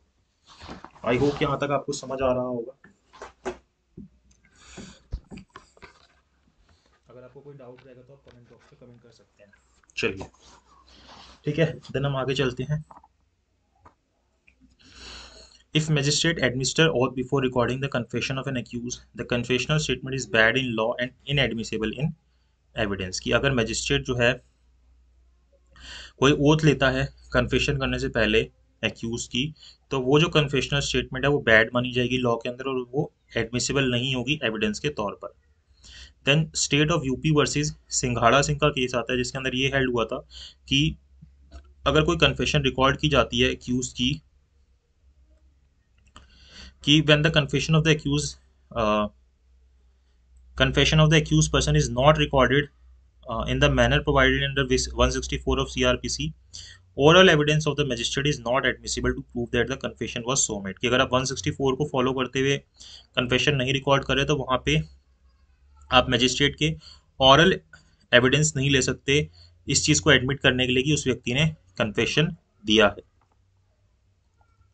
Then जो section 164 है CRPC का, is not the duty of magistrate to record the confessional statement in the form of question and answer। तो ये जरूरी नहीं है कि वो ऐसे करे। ठीक है। Then statement other than confession of a person can be recorded even at the stage of investigation by administering oath of such person by magistrate under section 164 of subsection 5। A non-confessional statement recorded under section 164 of CRPC is not a substantive piece of evidence। की non confessional statement जो हो रही है वो substantive piece of evidence नहीं होंगी। फिर 164 ए आता है, यहाँ पे मेडिकल एग्जामिनेशन किया जाता है किसका, रेप विक्टिम का। 53 ए के अंदर एक्यूज का किया जा रहा था और यहाँ पे विक्टिम का किया जा रहा है। ठीक है, यहाँ पे इस जगह पे 164 ए के अंदर, तो ये याद रखना। और अगर आपको सर्च कहाँ पे करनी है, आउटसाइड इंडिया करनी है, तो क्रिमिनल कोड जो है वो 166 ए को यूज करके और लेटर ऑफ रिक्वेस्ट उनको भेज देता है, बाहर भेज देता है, क्योंकि आप उनके साथ जोर जबरदस्ती थोड़ा ना कर सकते हो। Then a police remand is possible for a person already sent to judicial custody की। अगर जो व्यक्ति जिसको जुडिशियल कस्टडी भेज रखा है उसके लिए पुलिस रिमांड जो है वो पॉसिबल होती है। Then non compliance of investigation, कि अगर आप इन्वेस्टिगेशन को कंप्लीट नहीं करते, अगर जो टाइम दिया गया 90 या 60 दिन का 167 सीआरपीसी बोलता है, तो उस व्यक्ति को क्या हो जाता है, डिफॉल्ट बेल मिल जाती है। ठीक है, तो उसको डिफॉल्ट बिल मिल जाती है, उसको रिलीज कर देते हैं। जैसे 90 और 60 डेज का टाइम दे रखा है, सीरियस ऑफेंस के लिए 90, लेस सीरियस के लिए 60, और वो अपनी बेल फर्निश करता है तो उसको मिल जाती है। बेल फर्निश नहीं करेगा तो डिफॉल्ट बिल नहीं मिलेगी। फिर ये जो डिफॉल्ट बेल का प्रिंसिपल है, इसको हमें आर्टिकल 22 को ध्यान में रखते हुए रीड करना चाहिए आर्टिकल 21 के साथ, कि ये हमारा फंडामेंटल राइट है कि हमारी अनलॉफुल डिटेंशन ना हो, कि इतने दिन हो गए आपसे इन्वेस्टिगेशन ही कंप्लीट नहीं हो रही, आप चार्जशीट ही फाइल नहीं कर रहे, तो वहां पर फिर दे दी जाती है। फिर जो डिफॉल्ट बिल होती है उसको सेक्शन 439 सबसेक्शन 2 को यूज करते हुए कोर्ट ऑफ सेशन या हाई कोर्ट जो है क्या कर सकता है, कैंसिल कर सकता है। ठीक है, मतलब अब ये नहीं कि आप सेम कोर्ट के सामने ही चले जाओगे कि इस बेल को कैंसिल कर दो, आपको ऊपर जाना पड़ेगा, क्योंकि यहाँ पे सेम कोर्ट वो एक बार जो ऑर्डर कर दिया उसको चेंज नहीं कर सकते। ठीक है, यहाँ तक 246 तक हो गया। देन जो इन्वेस्टिगेटिंग ऑफिसर है उसको क्या करना है, विद इन 24 आवर्स उस पर्सन को क्या करना है, ट्रांसमिट करना है नियरेस्ट जुडिशियल मजिस्ट्रेट के सामने।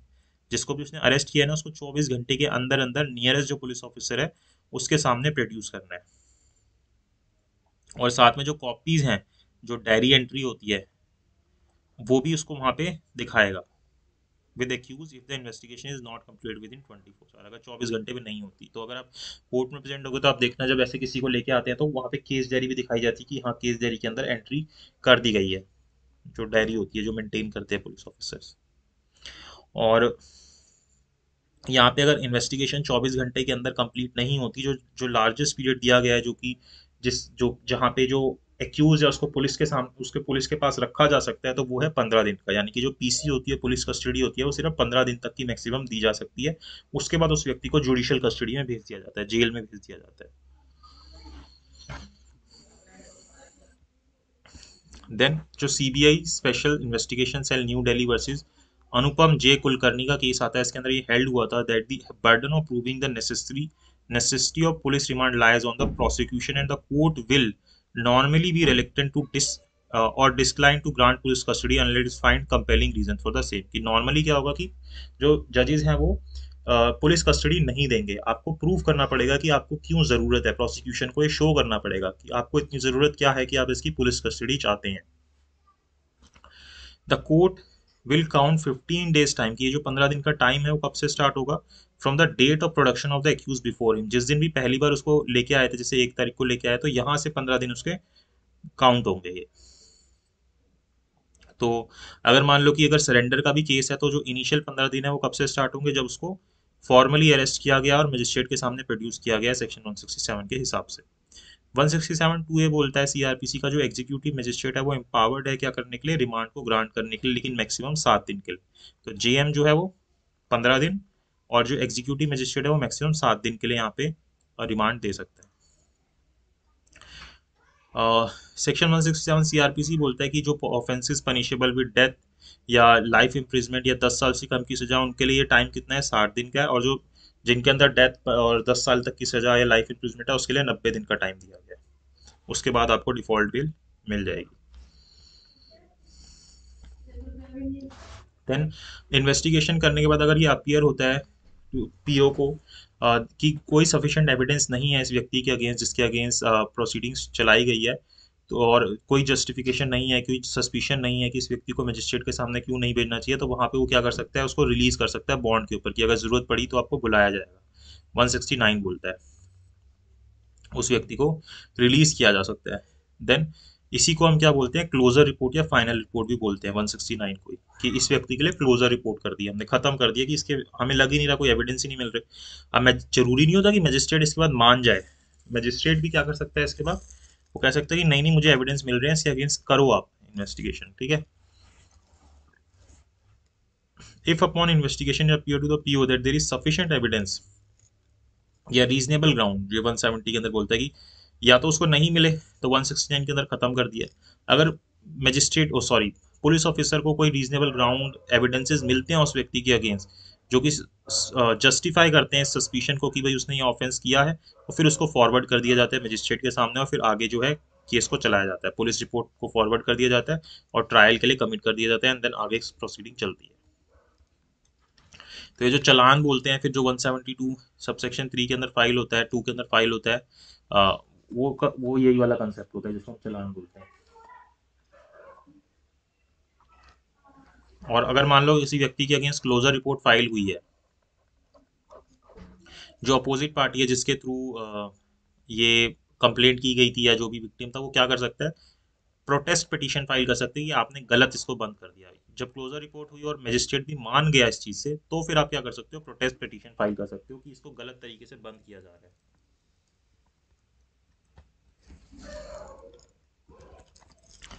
फिर जब प्रोटेस्ट पिटीशन होती है, फिर उसको फर्दर हियर किया जा सकता है उसकी पिटीशन को, और इन्वेस्टिगेशन के ऑर्डर दिए जा सकते हैं। But despite all this, if the magistrate still denies to take the cognizance, कि अगर अभी भी वो मना कर देता है कि नहीं मुझे अभी भी नहीं लग रहा कि कॉग्निजेंस लेनी चाहिए, तो फिर क्या रेमेडी रह जाती है कि वो जो इन्फॉर्मेंट है वो क्या कर सकता है, एप्लीकेशन लगा सकता है 482 की हाई कोर्ट के पास, और फिर हाई कोर्ट ऑर्डर करता है कि आप इसके अंदर कॉग्निजेंस लो।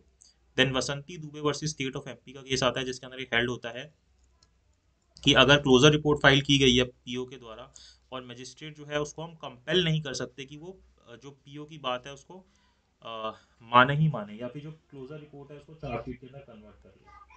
देन 172 ऑफ सीआरपीसी मैंडेटरी कर देता है इन्वेस्टिगेटिंग ऑफिसर के लिए कि वो क्या करे, केस डायरी मेंटेन करे। तो 172 के अंदर क्या होती है, केस डायरी मेंटेन होती है। और केस डायरी जो सेक्शन 172 सीआरपीसी के अंदर यूज होती है, मतलब जो मेंटेन की जाती है, वो किस लिए यूज होती है, फॉर एड इंक्वायरी, इंक्वायरी के अंदर हेल्प करने के लिए यूज होती है, या ट्रायल के अंदर जब कोर्ट के अंदर चलता है तो उसके अंदर ये हेल्प करती है।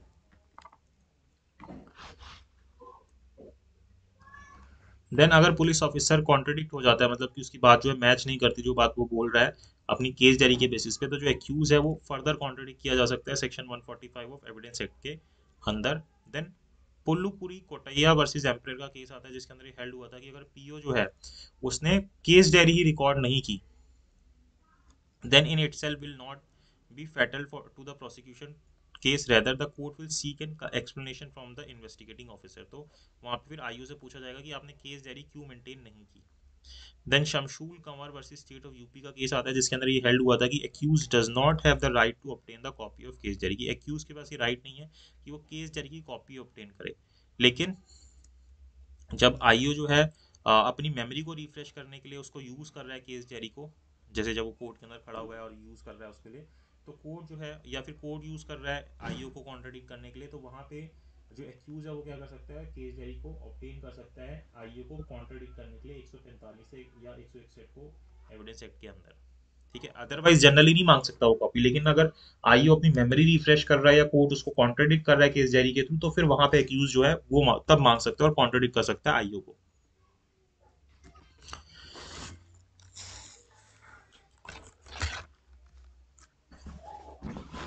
देन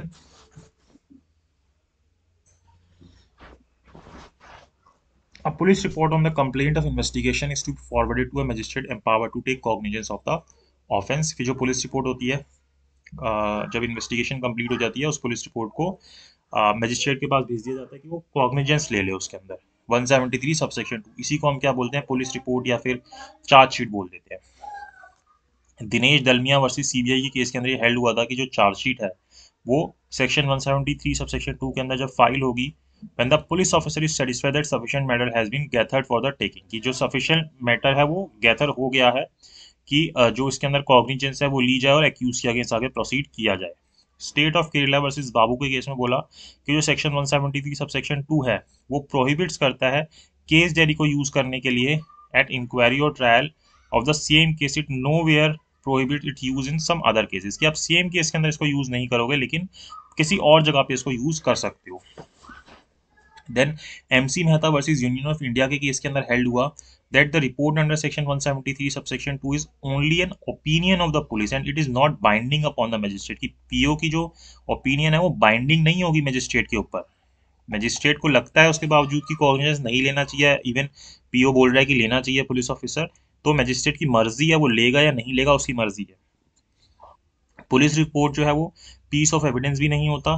जब चार्जशीट फाइल हो जाती है post cognizance stage commence and its such stage order can be passed for judicial custody under section 309 subsection 2 की। अब जो है post cognizance stage आ गई है, ठीक है, और अब यहाँ पे जुडिशियल कस्टडी के ऑर्डर किए जा सकते हैं। जब कोई इन्वेस्टिगेशन चल रही होगी किसी चाइल्ड के रेप से related, may be completed with in 3 months, तो उसको 3 महीने के अंदर अगर कंप्लीट कर लेना चाहिए। जिस दिन भी इंफॉर्मेशन रिकॉर्ड हुई है, रिकॉर्ड की गई है, जो पुलिस स्टेशन के अंदर आई है, ये 173 सबसेक्शन 1A बोलता है। देन जो भी हर एक पुलिस रिपोर्ट होगी, जो केस पुलिस रिपोर्ट के बेसिस पे स्टार्ट हो रहा है, तो मजिस्ट्रेट बाउंड होगा कि वो एक्यूज को फ्री कॉपी सप्लाई करे सेक्शन 207 के अंदर इस पुलिस रिपोर्ट की चार्जशीट की free of cost copy supply करे।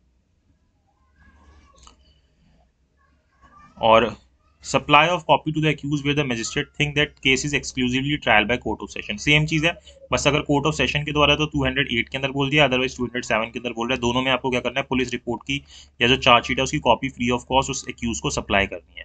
देन फर्दर इन्वेस्टिगेशन का ऑर्डर भी किया जा सकता है सेक्शन 173 सबसेक्शन 8 के अंदर, कि आप इसके अंदर और इन्वेस्टिगेशन करो और सप्लीमेंट्री चार्जशीट फाइल करो, ठीक है। Additional challan in case of allowed on the evidence found on additional investigation. After investigation pertaining to an offence of murder, then police files a cancellation report. Such report can be accepted by magistrate, की इसके अंदर cancellation report file होती है और वो जो report है वो मजिस्ट्रेट के द्वारा एक्सेप्ट की जा सकती है। जब कोर्ट को ये लगता है that there is gross irregularity, then only the order of re-investigation can be made by high court, की बहुत gross irregularity है तो फिर वहाँ पे री-इन्वेस्टिगेशन का ऑर्डर किया जाता है 482 को यूज करते हुए या आर्टिकल 226 को यूज करते हुए कॉन्स्टिट्यूशन के। देन जो इंक्वेस्ट रिपोर्ट होती है, जो किसी की डेथ के ऊपर फाइल होती है, जब किसी की डेथ हो जाती है, जब उसके अंदर जो इन्वेस्टिगेशन की जाती है वो 174 से 176 को यूज करते हुए की जाती है। और कब होती है, जब कोई अननेचुरल डेथ होती है या पुलिस को ये सस्पिशन होता है कि मतलब कि सुसाइड हुआ है या इस तरीके की कोई चीज़ हुई है, तो वहाँ पे इंक्वेस्ट रिपोर्ट फाइल की जाती है। When the officer in charge of police station receive information that a person has committed suicide, then he shall immediately give intimidation thereof to the nearest executive magistrate empowered to hold inquest। तो ये कौन inquest report कौन बनाता है, EM बनाता है। और जैसे ही पुलिस को ये इन्फॉर्मेशन मिलती है कि कोई सुसाइड हुई है, तो नियरेस्ट ईएम को इन्फॉर्मेशन दे देता है कि वो इंक्वेस्ट करे इसके अंदर, 174 बोलता है ये। फिर इंक्वेस्ट रिपोर्ट जो होती है वो साइन की जाती है सच पुलिस ऑफिसर के द्वारा या जो भी दूसरे लोग होते हैं, एंड जो डीएम होता है उसको फिर वो फॉरवर्ड कर दी जाती है। देन जो डीएम, एसडीएम और ईएम है और जो पुलिस ऑफिसर है उसके पास ये पावर है कि वो इंक्वेस्ट होल्ड कर सकता है। जब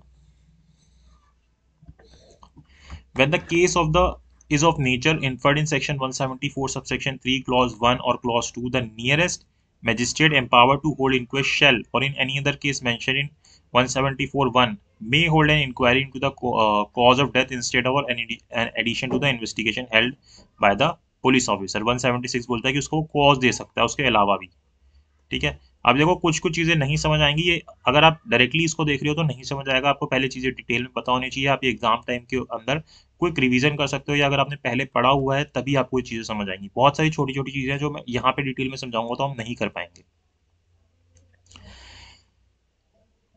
देन सेक्शन 176 सबसेक्शन 1 बोलता है कि ये मैंडेटरी है ईएम के लिए कि वो इंक्वेस्ट प्रोसीडिंग करे। 176(1) ये बोलता है कि जुडिशियल मजिस्ट्रेट के लिए ये मैंडेटरी है कि वो इंक्वेस्ट प्रोसीडिंग को कंडक्ट करें। देन अगर कस्टोडियल डेथ होती है, यानी कि जब पुलिस की कस्टडी में उस वक्त अगर कोई डेथ हो जाती है, तो जो इंक्वेस्ट प्रोसीडिंग है वो कंडक्ट होगी किसके द्वारा, जुडिशियल मजिस्ट्रेट के द्वारा। सेक्शन 176(1)(a) इस चीज़ को बोलता है, ये जो अभी ऊपर बोला ना इसने, तो वहाँ पे फिर ये करेगा इंक्वेस्ट जो प्रोसीडिंग करनी है।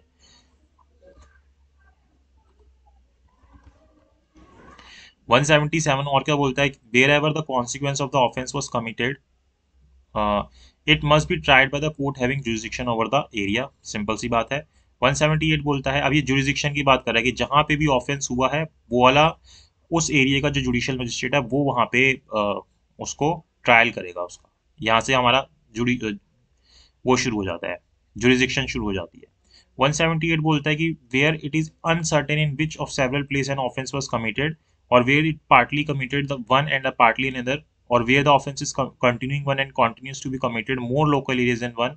तो मतलब जैसे बोल मान लो कि आधा ऑफेंस यहाँ हुआ आधा यहाँ हुआ, या कंटिन्यूइंग है कि जैसे किसी को किडनैप करके यहाँ से लेके जाते जा रहे हो, 4 डिस्ट्रिक्ट से लेके गए, तो किसी भी डिस्ट्रिक्ट के अंदर आप केस कर सकते हो। ठीक है। 179 बोलता है कि offence may be triable at the place where the offence has been done और वेयर द कॉन्सिक्वेंसेज एंस्यूड, कि जहां पे ऑफेंस हुआ है या फिर जहां पे कॉन्सिक्वेंसेज एंस्यू हुए, कि ए ने बी को मारा दिल्ली में और बी जाके एडमिट हो गया वेस्ट बंगाल में हॉस्पिटल में और वहां पे वो मर गया, तो बी के लिए जो केस करना है वो वहां पे भी किया जा सकता है जहां पे उसकी डेथ हुई है, यानी कि कॉन्सिक्वेंसेज एंस्यू हुए हैं, जहां पे उसका रिजल्ट आया है। 180 बोलता है प्लेस ऑफ ट्रायल के बारे में, where act is an offence by reason of relation to other offence, की ये जो एक्ट है ये ऑफेंस है किसी और ऑफेंस के रिलेशन के कारण। 181 सबसेक्शन 1 बोलता है कि जो ऑफेंस है अगर वो ठग है, मर्डर का ऑफेंस हुआ है, या फिर किसी ठग के द्वारा कोई मतलब मर्डर हुआ है ठग करते हुए, डकैती करते हुए, या डकैती के साथ साथ मर्डर किया गया है, कि आप या फिर आप क्या हो कि किसी डकैत की गैंग से बिलोंग कर रहे हो और एस्केप कर रहे हो कस्टडी से, इस तरीके की चीज़ें कर रहे हो, तो वहाँ पे आपका जो ट्रायल है या जो इन्वेस्टिगेशन है वो कहाँ पे हेल्ड होगी, इंक्वायर्ड इनटू और trial by the court with in whose jurisdiction the offence was committed और एक्यूज पर्सन इज फाउंड, कि जहाँ पे आपने ऑफेंस जैसे डकैती वगैरह की या कुछ भी किया, या फिर आप जिस भी कस्टडी में पकड़े गए ना जिस भी एरिया में, वहीं पे आपका ट्रायल स्टार्ट कर दिया जाएगा। इसी तरीके से किडनैपिंग एब्डक्शन की बात कर रहा है, तो कोई भी कोर्ट उसका कर सकता है जहां से भी उसको कन्वे किया गया, कंसील किया गया, डिटेन किया गया। जैसे इस व्यक्ति को पकड़ के मैं यहाँ से पूरी 4 डिस्ट्रिक्ट से लेके गया, यहाँ पे जाके मैंने इसको छुपा के रख लिया, तो मैं यहाँ से सब में लेके गया, यहाँ पे छुपा के रखा, तो किसी भी डिस्ट्रिक्ट के अंदर मैं उसका केस चला सकता हूँ, ट्राई कर सकता हूँ। Any offense, theft, extortion or robbery may be tried by the court within whose jurisdiction the offense was committed। तो अगर कोई भी ऑफेंस का मतलब कोई भी ऑफेंस है जो थेफ्ट है या एक्सटॉर्शन है या रॉबरी है, तो उसको आप ट्राई कर सकते हो कौन सी जुरिसडिक्शन के अंदर ऑफ ऑफेंस वाज कमिटेड और where the stolen property was possessed by any person. तो जहाँ पे वो चोरी हुई है या एक्सटॉर्शन हुई है या रॉबरी हुई है वहाँ पे भी कर सकते हो, या फिर वहाँ जो जिस जगह पे वो चोरी की चीज़ मिलती है वहाँ पे भी कर सकते हो उसका trial. Then any offence of criminal misappropriation or criminal breach of trust, कौन कौन सा, criminal misappropriation or criminal breach of trust may be tried by a court with in whose jurisdiction the offence was committed or any part of property was received or retain by the accuse person, कि जहां पे offence हुआ है या फिर उस property को retain किया गया है, रिसीव किया गया है उसके किसी भी पार्ट को, तो वहां पे भी इसका ट्रायल चलाया जा सकता है। देन अगर कोई ऑफेंस जो है लेटर्स के थ्रू होता है, तो जहां पे भी वो लेटर सेंड किया गया या जहां से भी वो रिसीव किया गया है, दोनों में से किसी भी जगह पे भी आप उसका ट्रायल चला सकते हो। Offence related to bigamy may be tried by the court where the offence was committed or where the offence last tried resided with his or her spouse by first marriage, कि जहाँ पे भी पहली marriage के साथ जहाँ पे भी रह रहा था अपने स्पाउस के साथ, तो वहाँ पे बाइगेमी के ऑफेंस के लिए ट्रायल चलाया जा सकता है। तो यहाँ पे हम 300 तक कर लेते हैं, देन हम अपने सीआरपीसी को कंप्लीट करेंगे इसी तरीके से, बहुत क्विक रिवीजन के तौर पर कर रहे हैं। तो आप इसको अपने फ्रेंड्स के साथ शेयर जरूर कीजिएगा, वीडियो को लाइक जरूर कीजिएगा और चैनल को सब्सक्राइब जरूर कीजिएगा, और अगर आपको जुडिशरी की कोचिंग लेनी हो तो आप मुझसे कॉन्टैक्ट जरूर कीजिएगा। ठीक है, 3 से 4 वीडियो लगेगी और आपका पूरा जो सीआरपीसी है वो कंप्लीट हो जाएगा। Where the offence is committed or journey or where it can be tried by court through or into whose local jurisdiction the person or thumb pass in the course of journey of way। भाई जैसे आप अपना सामान लेके जा रहे थे, आप ट्रेन से गए, दिल्ली से मुंबई गए, तो रास्ते में जिस जिस जगह से गए और आपका सामान चोरी हो गया, अब आपको पता तो है नहीं कहाँ पे हुआ, तो आप किसी भी जुरिसडिक्शन के अंदर कर सकते हो। 184 of CRPC talk about the place of trial of offence which are committed by any person which may be charged with or tried together or where the offence is such that it is committed by several person and they may be charged with trial or together as per section 223 of CRPC। तो इसको हम यहाँ पे and करते हैं। ठीक है, यहाँ से आगे जो है नेक्स्ट में समझ लेंगे, 3 से 4 वीडियोस लगेंगी मैक्सिमम, इसके अंदर हमारा जो पूरा टॉपिक है वो कवर हो जाएगा। आई होप आपको यहाँ तक समझ आया हो, लेकिन इसके लिए आपको पहले एक बार डिटेल में पढ़ना जरूरी है, प्लीज़ उसको पढ़िएगा देन इसको देखिएगा, तो आपको जरूर समझ आएगा। तो thank you so much for watching this video, please like कीजिएगा, शेयर कीजिएगा और चैनल को सब्सक्राइब जरूर कीजिएगा।